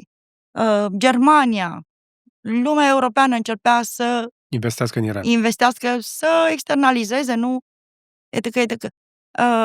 Iranul s-a impus din nou acel regim de maximum pressure, cele mai drastice sancțiuni ever. În primul mandat al lui Donald Trump, într-un mod absolut... 2018, 5 mai, a retras. Așadar, la insistențele lui Benjamin Netanyahu, Donald Trump Și în nu primul numai. mandat, și nu numai, Michael Bolton. care, surprinzător, acum nu prea mai e pe acolo, dar este foarte hawkish, așa? Este hawkish de la distanță pentru că vedem că în jurul lui Donald Trump acum regăsim doar acei loialiști care, inclusiv în cei 4 ani în care a fost acuzat, judecat, împușcat, etc., sunt lângă el. De aceea J.D. Vance, recomandat de fiul său, Steve Bannon, Carlson Tucker, Michael Flynn, Tulsi Gabbard. Niște fenomene. MAGA. S-ar putea ca următorul bilet prezidențial al republicanilor să fie J.D. Vance, Tulsi Gabbard, să nu vă mire asta. Am spus că va câștiga și Donald Trump. Așa este. Spre marea supărare a unor colegi. Le-am spus că va câștiga Donald Trump. Pentru cei care urmărim un pic ce se întâmplă în Statele Unite, era evident. Dar, încă o dată, revenim la linie. Donald Trump, într-un mod absolut surprinzător pentru toată lumea, la insistențele mai multor părți implicate, dar în principal al lui Benjamin Netanyahu și al lobby-ului israelian, iese din acordul... unilateral a retras Statele Unite din a scos Statele Unite din acest acord și din momentul acela a pus sancțiuni foarte dure împotriva Iranului, care împins într-un colț, a trebuit să aleagă. Ce faci când ești împins în colț? Fight, flight, freeze, nu? Exact. În loc să înghețe, au ales să lupte pe dedesubt. Păi vedeți că exact despre asta este vorba și acum. În momentul atacului israelian, foarte bine, deci un state of the art, acum din 12 spre 13 iunie, în primul moment te așteptai să înghețe, le-au fost decapitată și structura superioară RGC, Airbase, Air Force și așa mai departe. Și ați văzut că a doua zi, cei din spate, liniile 2, 3, 4, au făcut în față, sigur, care de-abia așteptau să ajungă acolo. Adică să nu ne imaginăm că oamenii aceia sunt chiar cei mai buni prieteni, să ne gândim doar că atunci când Qasem Soleimani, pe 2 ianuarie 2020, și-a anunțat intenția de a candida la alegerile prezidențiale, și același Qasem Soleimani, care a supraviețuit cumva a 12 atentate la viața sa, Munieh a murit într-unul dintre ele, pe 3 ianuarie a fost ucis de o faimoasă... mitralieră telecomandată prin satelit de izraelieni. O altă carte se numește The Shadow Commander, scrisă de Arash Azizi. Arash Azizi este, tot așa, lucrează în mediul universitar, locuiește în Germania. Și a scris această carte despre ce a însemnat Qasem Soleimani. Qasem Soleimani a construit toată arhitectura aceasta regională a Iranului, a refăcut relațiile cu lumea arabă, inclusiv la nivel de intelligence militar, și sigur toată rețeaua aceasta de proxy, Hezbollah în primul rând. Când m-ați întrebat de Hezbollah, era un avampost militar în cazul unui potențial atac israelian. Ei, acum, iranienii știau că domnul Netanyahu încearcă să-i convingă pe americani să intre în război. Deci dacă am avut un acord, de ce mă duc în Congresul American să critic acel acord? Că se va încheia acordul și cândva iranienii își vor face armă? Păi... Fac alt acord. Bun, să ne înțelegem. Sub prevederile acelui acord, Iranul trebuia să semneze și protocol adițional. Mă rog, e o întreagă listă din aceasta de prevederi ale Agenției Internaționale. Nu avem nicio dovadă că Iranul avea uraniu îmbogățit mai mult de 60%, care oricum este peste limită, dar insuficient pentru bombă. Trebuie 95%. Se discuta în 2019-2020. Donald Trump a retras SUA unilateral din acord, dar fără Statele Unite, acordul nu mai avea valoare de întrebuințare, la fel cum acordurile Abraham, de exemplu, nu au nicio valoare de întrebuințare fără Arabia Saudită.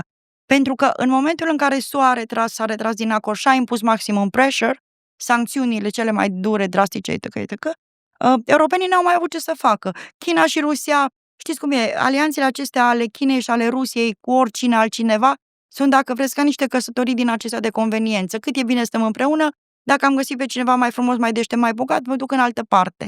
Despre asta este vorba. Doar să ne gândim cât de ciudată era relația dintre Vladimir Putin și Assad. Da, amândoi sunt niște dictatori, dar țările alea sunt prea diferite ca să fie atât de apropiate. Vreau să vă spun. Mai mult decât atât, inclusiv în Orientul Mijlociu, să nu fim surprinși dacă peste 5 ani evoluțiile ne vor surprinde. Spun asta Haideți și... să vorbim despre aceste evoluții. Nu mai aveți mult timp. Discuția asta ar trebui să dureze mult mai mult. Mai aveți un pic? Păi mai am spus. Mai aveți, nu? Da. Păi nu știu, dumneavoastră. Ziceți. Eu mai vreau. Ziceți. Ne mai vedem. Dar vreau neapărat să ajung și la bucata asta. Spuneați că ar trebui să ne pregătim într-un mod natural. Oricât de mult și-ar dori, probabil, Donald Trump încă un mandat. Asta știți că e o poveste. E o poveste, e o legendă.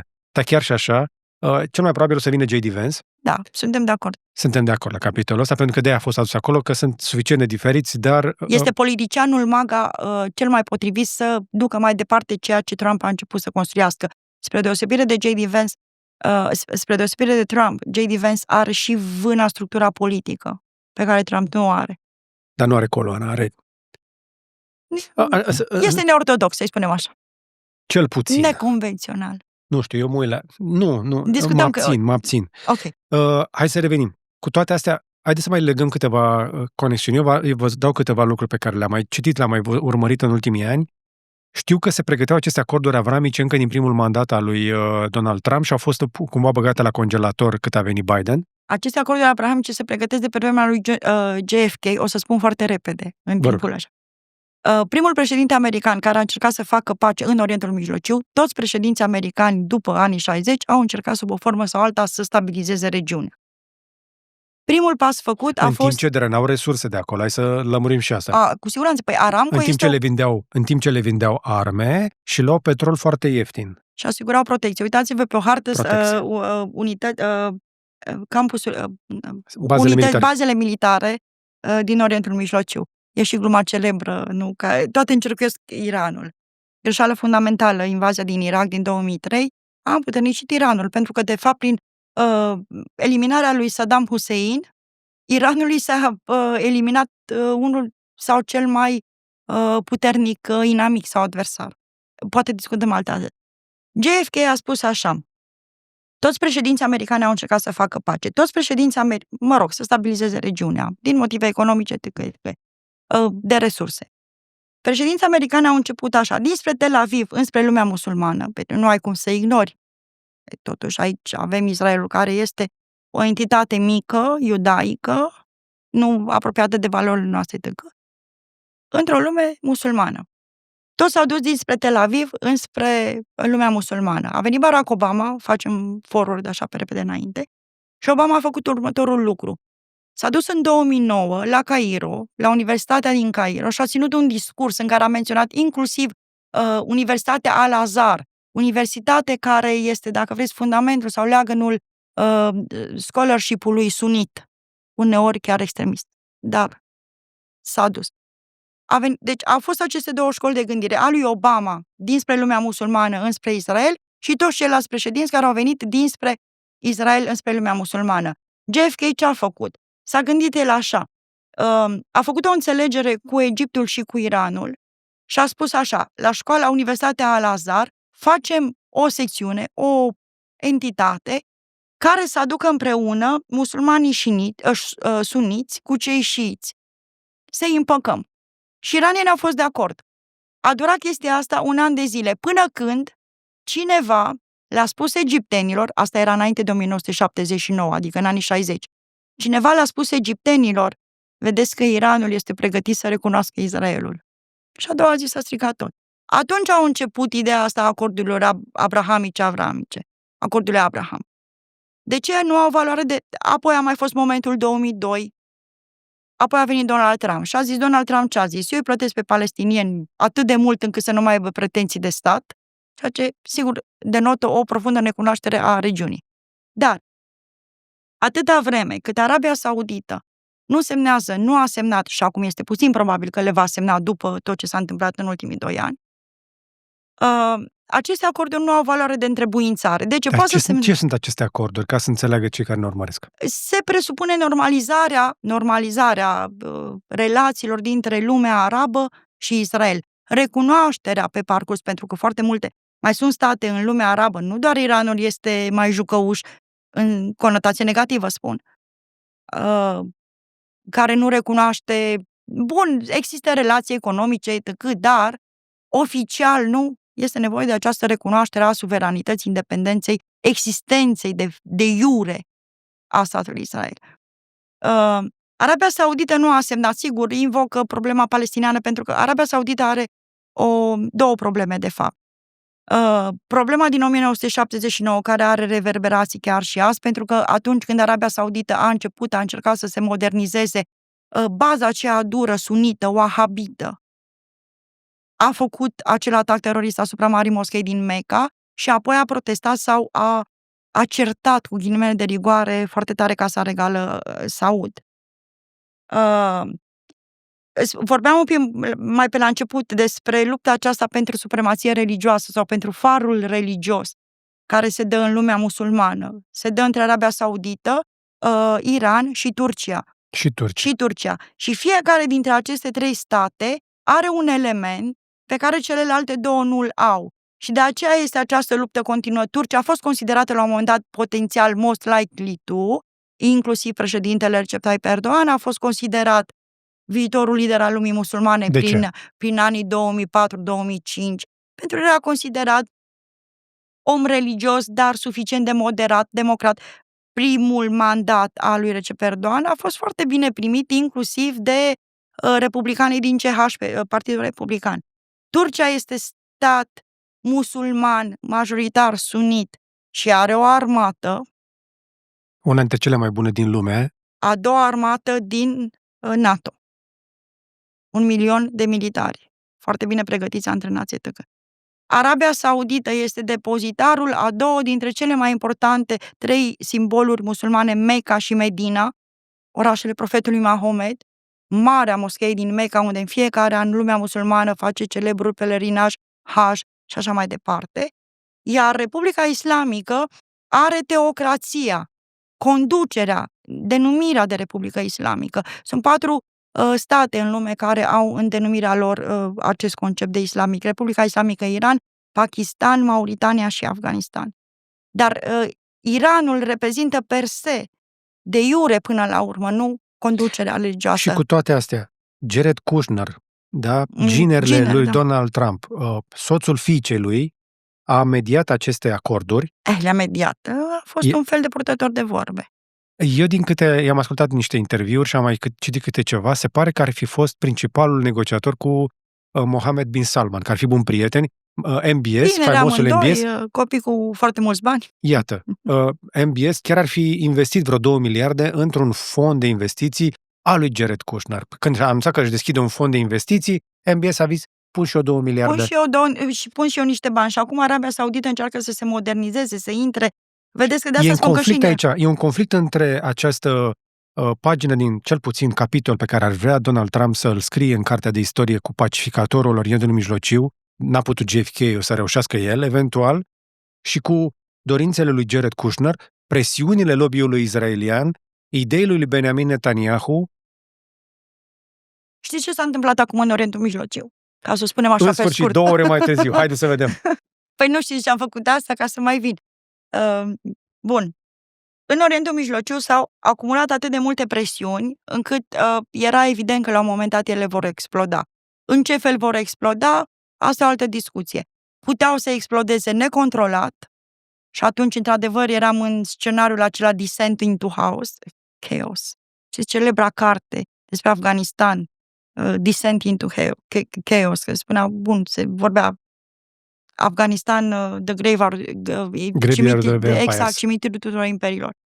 Deci puteau să explodeze necontrolat, să avem o primăvară arabă pe steroizi, absolut ceea ce ar fi aruncat într-adevăr regiunea într-un haos, sau a explodat, să-i spunem, controlat. Dacă ne uităm înspre ce s-a întâmplat între Israel și Iran, o să spunem așa, fiecare parte în acest moment își poate aroga victoria. Da. Iranienii asta fac, toată izraelienii le fac la fel. Și Donald Trump la fel. Păi și? Și acest lucru poate să fie ajutat la eliberarea unor tensiuni care se acumulează de 30-40 de ani. Este un scenariu de lucru și probabil este cel mai optimist. Sigur, întotdeauna există și scenariul pesimist. O să apară o lebădă neagră și să ne uităm la un bun. Noi am încercat să eliberăm tensiuni de genul ăsta și după ultima criză economică major de pe planeta asta și nu am făcut decât să o împingem mai încolo. Noi suntem puțin mai sofisticați. În Orientul Mijlociu, țineți minte acest lucru, toată lumea este prietenă, aliat și adversar în același timp. Nici o dușmănie nu ține la nesfârșit, nici o prietenie nu este eternă. Da, în Orientul Mijlociu, în general, să soluționăm o criză mare, pentru că ce este în Orientul Mijlociu este o criză majoră, este nevoie de un miracol. Când este vorba despre Orientul Mijlociu, miracolul are nevoie de miracol. Dar, să punem lucrurile așa pe tapet. În Iran va fi o tranziție de putere, dar în termenii regimului, să vedem ce va urma. Sunt mai multe scenarii, poate le discutăm altă dată. Pentru că despre situația asta Deci regimul actual din Iran pică? Nu pică. Tranziție. Tranziție, se transformă. Actualul lider suprem, Ali Khamenei, are 86 de ani, diagnosticat cu o formă agresivă de cancer de câțiva ani, de prin 2017. Va fi o tranziție, nu spre fiul său Mojtab, așa cum se vorbea astăzi, sau au fost povești. Va fi o tranziție, fie spre un consiliu de experți, fie spre cineva militar, fie să ne gândim poate spre fostul președinte Rouhani, cineva mai moderat, pentru că inclusiv faptul că președintelui Pezeshkian i s-a permis să candideze la alegeri prezidențiale și i s-a permis să câștige, este un semnal. Okay. Faptul că nu mai este obligatoriu hijabul, faptul că lumea începe să mai iasă pe străzi, începe să spună diverse lucruri, sunt semne clare că Asabiahul acela din 1979 și-a pierdut din intensitate. Deci ziceți că se stinge conflictul? Este aproape stins. Pentru că Benjamin Netanyahu, la momentul registrării noastre, da? Acum o zi, înainte să plece de la Casa Albă, l-ați auzit pe Donald Trump, e prima oară când l-aud în fața camerei spunând că they don't know what the fuck they're doing, că se luptă de atât de multă vreme încât habar nu au de ce se mai luptă. Să spunem că l-a preluat, l-a parafrazat pe Goethe, care a spus am mers atât de mult și ne-am plimbat atât de mult și ne-am certat atât de mult încât nu mai știm de unde am plecat. Mă rog, more or less. Da, okay. Dar asta a fost, într-adevăr, a fost o reacție foarte frustrantă. Dar din momentul acela până peste 24 de ore, lucrurile s-au mai calmat. Ați văzut că nu se mai zboară atât de multe rachete. Asta pe de o parte. Deci, regimul de la Teheran nu va spune că a pierdut, ci uite, am ripostat și noi și într-adevăr au fost niște avarii destul de serioase în Teheran, Tel Aviv, Hebron, Beersheva. Exact, deci acele rachete balistice și rachetele hipersonice au produs niște pagube serioase, să nu uităm asta, pe de altă parte și în Teheran, Fordo distrus, adică pe de altă parte și premierul Netanyahu, din nou spre final de carieră politică, din motive de timp, sănătate și așa mai departe, își va aroga victoria și va putea spune peste un an: în 1996 vă spuneam că Iranul are arme nucleare și eu le voi nimici și prietenul american va fi... Și își va aroga, iată, o victorie care îl va pune în cărțile de istorie. Pe de altă parte, iar Donald Trump, ați văzut că a fost one shot. La presiunea lobby-ului israelian, la presiunea unor personaje din jurul domniei sale. Tranzacțional, cum este el, a acceptat one shot only, cu big beautiful plane și bombs, dar nu știu cum se face că Iranul cam știa ce urmează și o bună parte din materialul fizionabil a fost scos, a fost observat din satelit. Adică uraniul de la Fordo a fost scos și dus cea mai mare parte, 400 de kilograme, a spus și Pete Hegseth, Department of Defense, a spus și domnul Rafael Grossi, etc. Vom vedea, se presupune că este în China și vom vedea care va fi următorul deal. Pentru că acum întrebarea care se pune este: ce faci să aduci Iranul la masa negocierilor?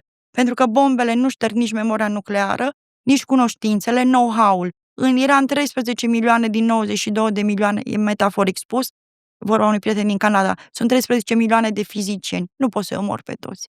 Ce le oferi ca să renunțe la îmbogățirea uraniului la 60-95% breakout capacity, adică 95% este puritate? Ce are nevoie Iranul pentru a ieși din situația asta? Pentru că e clar că nu poți să îngenunchezi un imperiu chiar atât de târziu. Și i-a iritat foarte rău pe iranieni, inclusiv discursul de tipul acela: venim să vă eliberăm. Ce ar trebui să li se ofere? Reintegrare în sistemul internațional, ridicare de sancțiuni. Asta ar fi prima etapă. Ok. În niciun caz 0% îmbogățire, pentru că asta înseamnă eliminarea inclusiv a procedurilor medicale și nu se va accepta. Și îi faci dependenți de alții și nu vor asta. S-a mai vorbit despre un consorțiu nuclear între Iran și Arabia Saudită și Arabia Saudită este de acord. Casa Regală Saudită, bun, prințul moștenitor este, dacă vreți, o interfață. În spatele lui sunt oameni care gândesc pragmatic și foarte serios. Arabia Saudită, dacă ați văzut în ultimii ani, joacă multilateral. Țineți minte declarația aceea lui Faisal al Saud 2017, parcă, apropo, tot în Foreign Affairs, într-un interviu în care a fost întrebat, totuși, dar nu că s-a răcit relația cu Statele Unite, dar puțin așa, s-a mai diluat. Și a spus atunci Faisal, vedeți, noi suntem musulmani. Noi suntem cu Statele Unite, nu suntem într-o căsătorie catolică, ci într-o căsătorie musulmană și avem voie să avem 4 soții. Una dintre ele sunt Statele Unite, una este China, una este Rusia, una este Iranul sau nu știu cine mai fi. Ei iau tehnologie de la oricine și își vor urmări întotdeauna interesele. Absolut. Mi se mai pare foarte interesant cum reușesc să fie un pivot foarte, foarte, foarte activ Qatarul, care au mediat, aparent, ei ar fi venit cu ideea ca baza americană din Qatar să fie atacată cu rachete de iranieni, să fie anunțat din vreme, să-i scoată pe americani. Totul a fost anunțat din vreme acolo, în afară de atacurile inițiale dintre Israel și Iran. Dar și despre asta se știa. Deci se știa despre faptul că iranienii vor lansa rachete balistice împotriva cele mai mari baze militare americane care se află în Qatar. Da, nu cea mai importantă, dar... cea mai mare din Qatar, da. Din Qatar. Da. Și acele rachete au plecat, se pare că una ar fi căzut aiurea, dar toate celelalte au fost date jos. Au și trimis balistice, dacă doreau să facă pagube serioase, trimiteau tehnologia aceea chineză și rusească pe care o au și din rachetele primite de acolo și așa mai departe. Niște hipersonice, vreți să ziceți? Da, nu, ei au trimis balistice în Qatar, n-au trimis hipersonice. Exact. Adică cele puțin mai performante tehnologic. De ce este important, spuneați, de Qatar? Să vă uitați odată înspre ceea ce înseamnă Omanul ca punct de mediere și negociere în toată structura aceasta regională. Omanul, cred că în acest moment, poate este mult peste Elveția. Bun, Elveția nici a mai avut în ultima vreme ce să medieze. A mediat la un moment dat o discuție între Iran și Statele Unite prin ambasadorul Tim Guldiman, acel Grand Bargain, păcat că n-am apucat să vorbim, Grand Bargain, Mișcarea Verde, Revoluția Verde 2009. Mă întrebați de ce Occidentul în urma tuturor acestor revoluții? 2003, când președintele Hatami a trimis o scrisoare către George Bush pe care Richard Armitage a pus-o într-un sertar, se numea Grand Bargain, s-a oferit recunoașterea statului israelian, renunțarea la programul nuclear și multe altele, dar era fix perioada 2003, după 9/11, axa răului și așa mai departe. 2009, câteva milioane de iranieni au ieșit în stradă să conteste alegerea prin fraudă a celui de-al doilea mandat al președintelui Ahmadinejad. Unde a fost lumea atunci? Au ieșit milioane, piața Azad, piața Libertății din Teheran. Știți poza aceea cu frumoasa poartă? Este un state of the art al arhitecturii, nu? Au stat oamenii aceia săptămâni întregi, se numea Revolution, a fost numită de cercetătorii vremii, inclusiv de Michael Axworthy. Și cred că și Tim McIntosh a numit așa. Unde a fost lumea occidentală atunci? De ce nu am vrut? Pentru că întotdeauna în arhitectura globală ai nevoie de nu o să spunem neapărat un inamic, un adversar. Cum sunt eu superputere? Cum îmi eu superputere la nivel global sau putere la nivel regional? Întotdeauna am nevoie de un adversar față de care sau în funcție de care să-mi construiesc un anume soi de retorică, strategie, inclusiv investiții militare și așa mai departe. Când Iranul va deveni democrat, care credeți că va fi următorul inamic construit, cu bază sau nu? Nu vom avea pace, n-ați auzit? Pacea eternă. Pacea eternă, a zis Ne Donald întoarcem Trump. la epoca lui Fukuyama. Gata, sfârșitul tuturor, moartea lui Dumnezeu, sfârșitul timpului, sfârșitul istoriei. Nu există așa ceva. Nu există așa ceva. Asta e utopie. Nu că nu ar fi bine să se întâmple. Cine va fi următorul inamic? Dacă Iranul este eliberat, între ghilimele, eliberăm Iranul. Cine e următorul? Probabil Siria în regiune. Probabil Siria. Da. Dacă nu, cumva se încinge treaba aia pe Pacific despre care... Bine, acum China... Dar ai altă poveste. China, știți cum a fost atunci cu criza economică 2000, când se spunea Lehman Brothers, too big to fail. Too big to fail. China e un pic cam big. Vedeți că și despre China sunt atâtea povești, cade, picioare de lut și nu prea mai cade, adică povestea aceasta cu China E ca Bitcoin, cade numai în sus. cade numai sus. 2011, Foreign Affairs, Hillary Clinton publică celebrul articol din Foreign Affairs în care vorbește de pivot to Asia. Toată strategia americană pe care Trump a preluat-o, apropo, nu ne place Trump, ne place, eu nu am plăcere sau antipatii sau simpatii, pentru că din postura de cercetător nu-ți permiți astfel de lux. Dar Pivotul acela a fost preluat în mandatul lui Obama și a fost accelerat. politica externă a lui Donald Trump se suprapune aproape externă, repet, pe plan intern lucrurile sigur sunt diferite. Pe plan extern, lucrurile se suprapun cam 80%, dacă nu mai mult, cu ceea ce a făcut sau a încercat să facă Barack Obama. Corect. Mă bucur să dacă toată lumea mă contrazice. Nu, eu am urmărit, am ascultat interviuri inclusiv cu fostul Chief of Staff al lui Barack Obama, care a fost trimis la post. Unul dintre frații Emanuel. Ok. Care a fost trimis. Să citiți și pe Ben Rhodes. A fost trimis la post în Tokyo să pregătească baza industrială japoneză pentru reparații de portavioane, dacă e nevoie americane, să nu treacă Pacificul în cazul în care apare un conflict fierbinte în Marea Chinei. Flota așa este în permanență undeva. Baza militară americană din Djibouti, Camp Lemonnier, începută construcție 2008, perioada George Bush, preluată apoi de administrația Obama, transformată în cea mai mare bază militară americană offshore. Este imensă. O bază military, army, asigură, este denumirea, dar acolo au creat inclusiv piste de decolare pentru... Unde asta? Djibouti. În Djibouti. Se numește Camp Lemonnier. Bine, acum dacă aveți un pic de curiozitate, puteți să căutați că Statele Unite nu au doar state, au și teritorii. Da. Și o să descoperiți că au tot felul de insule și de chestii, spre exemplu, cum ar fi Diego Garcia, care, unde credeți că e? În Oceanul Indian. Aș mai adăuga la final, înainte să închidem discuția de astăzi, îmi doresc foarte mult să o continuăm, dar vreau să las un teaser foarte valoros. Greșesc dacă spun că iranienii sunt doar o perdea de fum în momentul ăsta pentru scopul final al izraelienilor să facă Israelul mare? E o poveste to the greater Israel. E o discuție în sine, dar pentru cine este curios, să intre puțin pe internet să caute programul partidului Likud. Partidul lui Benjamin Netanyahu, care e la putere de suficient de multă vreme. Ca să facem niște comparații ce înseamnă From the River to the Sea de o parte și ce înseamnă From the River to the Sea. Dar chiar aș dori ca cine este interesat să caute singur și poate luăm de acolo, pentru că e o discuție în sine. E o discuție, cum să vă spun, Orientul Mijlociu, știți, dincolo de Șeherezada, 1001 de nopți. Repet, toată lumea este prietenă și adversară în același timp. Pe mine mă uimește cum toată Liga Arabă iese și plânge de mila palestinienilor. Liga Arabă nu există. Și nu ia nimeni refugiați din Palestina. Nu, au fost, sunt. Unde? Sunt. Acum, așa asta e o discuție. Au luat-o la un moment dat în Egipt și s-au fript cu ei și au trimis înapoi. Au zis că nu mai vrem, gata, până aici. Este foarte complicat. Știți care este principalul motiv? Bun, dincolo de problemele de integrare socială, economică, etc. Nakba. Țineți minte, Nakba. Catastrofa. Cine pleacă din Gaza sau din Cisjordania nu se mai întoarce. De ce? Păi, cei peste 1 milion care au plecat în 1949, dumneavoastră știți că în Iordania populația, jumătate din populația Iordaniei sunt cei care au plecat în 49 sau descendenții lor din teritoriile palestiniene.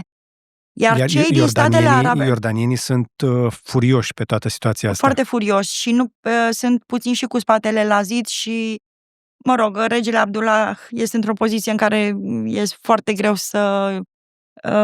să fii. Statele arabe știu că în momentul în care palestinienii vor pleca de acolo, nu se vor mai întoarce. Și știm cu toții ce ar urma. Adică în momentul în care, după lungul șir de războaie arabo-israeliene, atacurile, coaliția Egipt, Siria, adică împotriva Israelului, Israelul și-a mărit teritoriul cu 25%, acele rezoluții ONU nu sunt respectate, o întreagă discuție. Sigur, care nu este foarte politically correct, dar asta e. Vedeți că este unul dintre puținele, sau dacă nu singurul stat din lume care acționează cu impunitate nu avem sancțiuni, ce mai contează că cineva e pe lista ICC? Pe bune, e aproape irelevant. Vladimir Putin se plimbă pe unde vrea, domnul... Adică nu putem să punem chiar semn de egal, dar de ce George Bush, de exemplu, cred că el a fost cel care a retras SUA din ICC? Tocmai pentru că soldații militari americani au făcut și atrocități, printre altele. Nu, da, în timpul unui război se întâmplă crime de război. Exact, și atunci trebuie să avem și această măsură. Să nu uităm că ce s-a întâmplat și la Fallujah și la Abu Ghraib a fost judecat în Statele Unite. Și atunci americanii au spus, îi luăm noi, îi judecăm noi, și au fost o parte dintre ei. Dar ca să nu internaționalizeze chestiunea aceasta, au preferat... Acum, nu avem nici SUA, nici Israel, nici Federația Rusă în ICC. Ce este ICC, încă o dată, pentru cei care nu au mers la cursurile noastre? Este Curtea Penală, Tribunalul acesta penal internațional. Dar ideea este în felul următor. Nu spun că e bine sau rău, dar noi europenii suntem foarte idealiști, foarte romantici, foarte umaniști. Dar noi am cam terminat cu bătăile pe aici și cu războaiele. Deocamdată. Vedem. Unde avem război la graniță, știm noi ce mai urmează, ce se mai întâmplă. Glumesc, sper să nu fie. Dar ideea e că suntem foarte buni la nivel discursiv. Ce facem real să facem lumea asta mai bună? E foarte simplu să stăm pe margine și să râdem de Donald Trump. E cel mai simplu. Dar dacă Donald Trump, să spunem, nu ar fi făcut scamatoria asta până la urmă în Orientul Mijlociu, lucrurile acolo ar fi putut să degenereze. Au fost, și cu asta chiar mă opresc, au fost 2 declarații la nivel european care pe mine realmente, pentru că nu am ascendență spre nicio funcție politică, îmi permit să spun asta. Nu poți să fii cancelarul Germaniei și să spui Israelul face munca noastră murdară. Mie nu mi-a venit să cred. Sincer, realmente, când am văzut acea știre, m-am dus și am căutat-o pe cât mai multe site-uri, am zis, poate să fie și un fake news. Nici mie mi s-a părut fake news prima oară când am auzit. Pe cuvânt, aceasta a fost prima mea reacție. Am stat, totuși pare un om serios, asumat, smart. Nu poți să spui treaba asta. S-ar putea ca el să știe mai bine ca noi ce probleme au ei cu ajutoarele pe care toți încearcă să le trimite Germania în Palestina. Nu, domnul Merz se referea la atacurile Israelului asupra Iranului. Știu, dar eu fac o legătură mai largă. Da, nu, cred că a fost mai degrabă o chestiune din asta, poate și istorică, conotație istorică, să fie un payback. Da. Dar oricum ar fi, la nivelul acesta politic. Ok, închidem cu o concluzie. Suntem de acord că pare un fel de omertă făcută ca Israelul să-și atingă obiectivele în zonă? Pare un scenariu aproape obișnuit pentru regiunea respectivă. Putem să spunem că este și un premiu de consolare pentru premierul Netanyahu. La final de carieră. La final de carieră. Dar nu e de consolare, e un premiu bun. Este principalul câștigător din această triadă, să spunem. A mărit Israelul și a pus în genunchi... Momentan nu l-a mărit. Ba da. Ce face în Cisjordania? Da, acolo, vedeți, iarăși europenii stau pe margine și nu spun nimic. Americanii, să ne înțelegem, niciun american niciodată nu în această paradigmă. Încă nu s-a născut președintele american care să meargă all the way through, să ia o măsură coercitivă care să împiedice settlementurile. Despre asta vorbiți, nu? Da. Ok. Una peste alta, totuși, Donald Trump a reușit să convingă Israelul și Iranul să se oprească înainte să escaladeze. Da. Pentru că oricât de plănuit ar fi fost chestia asta de ambele părți, capetele alea se pot încinge. Lucrurile pot să ia razna. Sigur. Și nu avem nevoie de încă o nenorocire. Sper că această conversație să vă aducă un pic de claritate și să ne mai calmeze pe toți, pentru că trebuie să vă spun asta, caut aceste conversații cu oameni atât de bine informați ca dumneavoastră, pentru că trăim o perioadă de maximă anxietate. Cei mai mulți dintre noi suntem preocupați, ca să nu zic speriați de viitor. Creștem o generație de copii care nu au încredere că va exista un viitor. Și cred că trebuie să vorbim despre lucrurile astea, să le explicăm, să le clarificăm, astfel încât să dăm claritate celor din jurul nostru care să înțeleagă, nu va fi totul bine, dar hai să vedem cum va fi. Niciodată nu a fost totul perfect. Adică ultimul sau singurul idealist pur sânge din, istoria, spunem, nu chiar foarte recent, a fost Woodrow Wilson. Nici măcar Winston Churchill n-a fost chiar, adică ne amintim de Mau, discuții. Eu cred că cel mai important este să citim cât mai multe surse, să nu încercăm să ne confirmăm bias-ul deja, să ieșim din camera de eco, să vedem ce au de spus și unii și alții. Pentru că mai ales în relațiile internaționale nu există lucruri din acestea carteziene sau maniheiste, non-bine, alb-negru, 1 și 0. Întotdeauna este o zonă de gri. Da.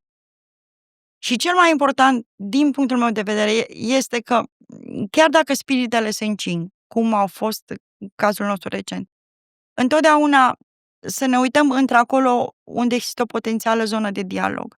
Pentru că atunci când dialogul, într-adevăr, sau cărarea de la mine până la dumneavoastră este distrusă, nu mai există diplomație și acela este sfârșitul lumii. Într-adevăr. Că suntem într-un The Age of Forever Wars. Este un articol, apropo, tot în ultimul număr din Foreign Affairs, scris, cred că, de Lawrence Friedman. The Age of Forever Wars, așa se numește. Lumea, de când o știm noi, hai să spunem așa, începutul secolului 20, întotdeauna a fost război și înainte au fost. Apropo și Iranul, că asta a fost o chestie foarte interesantă, apropo de reformele șahului. Iranul a intrat în secolul 20 cu carul și plugul tras de boi și a ieșit din secolul 20, intrând în secolul 21, cu un program nuclear, cu un program de rachete balistice și chiar cu sateliți au fost lansate acea Iranul are program spațial. Spațial, exact. Iranul are program spațial, are oameni foarte deștepți. Adică este o cultură excepțională. Și cu asta ajung la final. Ultimul lucru pe care vreau să-l mai spun, vreau să le mulțumesc celor care ne urmăresc. Dacă ai stat până la final aceste conversații, cel mai probabil ai o vârstă medie ceva mai ridicată. Nu e pentru copii, nu e pentru adolescenți chestia asta. Media de vârstă tot crește aici. Vă sunt recunoscător pentru cei care ne urmăriți aceste interviuri. Vă încuraj să veniți și să intrați cu noi în conversație, mai jos la comentarii, invitații mei de multe ori să uită acolo.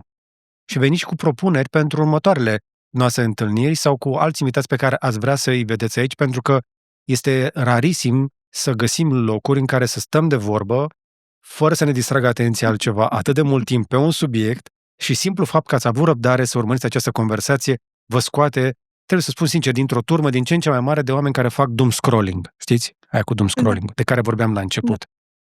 Vă sunt recunoscător că ne urmăriți, dar vă sunt și mai recunoscător când ne susțineți direct. Și puteți să faceți asta nu doar abonându-vă, dând un like, un share sau un comentariu, ci și atunci când deveniți membri cotizanți, adică abonați plătitori, apăsând pe butonul Join sau alătură-te mai jos. Dacă vrei să te promovezi în aceste podcasturi, ne poți scrie pe contact@buhnici.ro.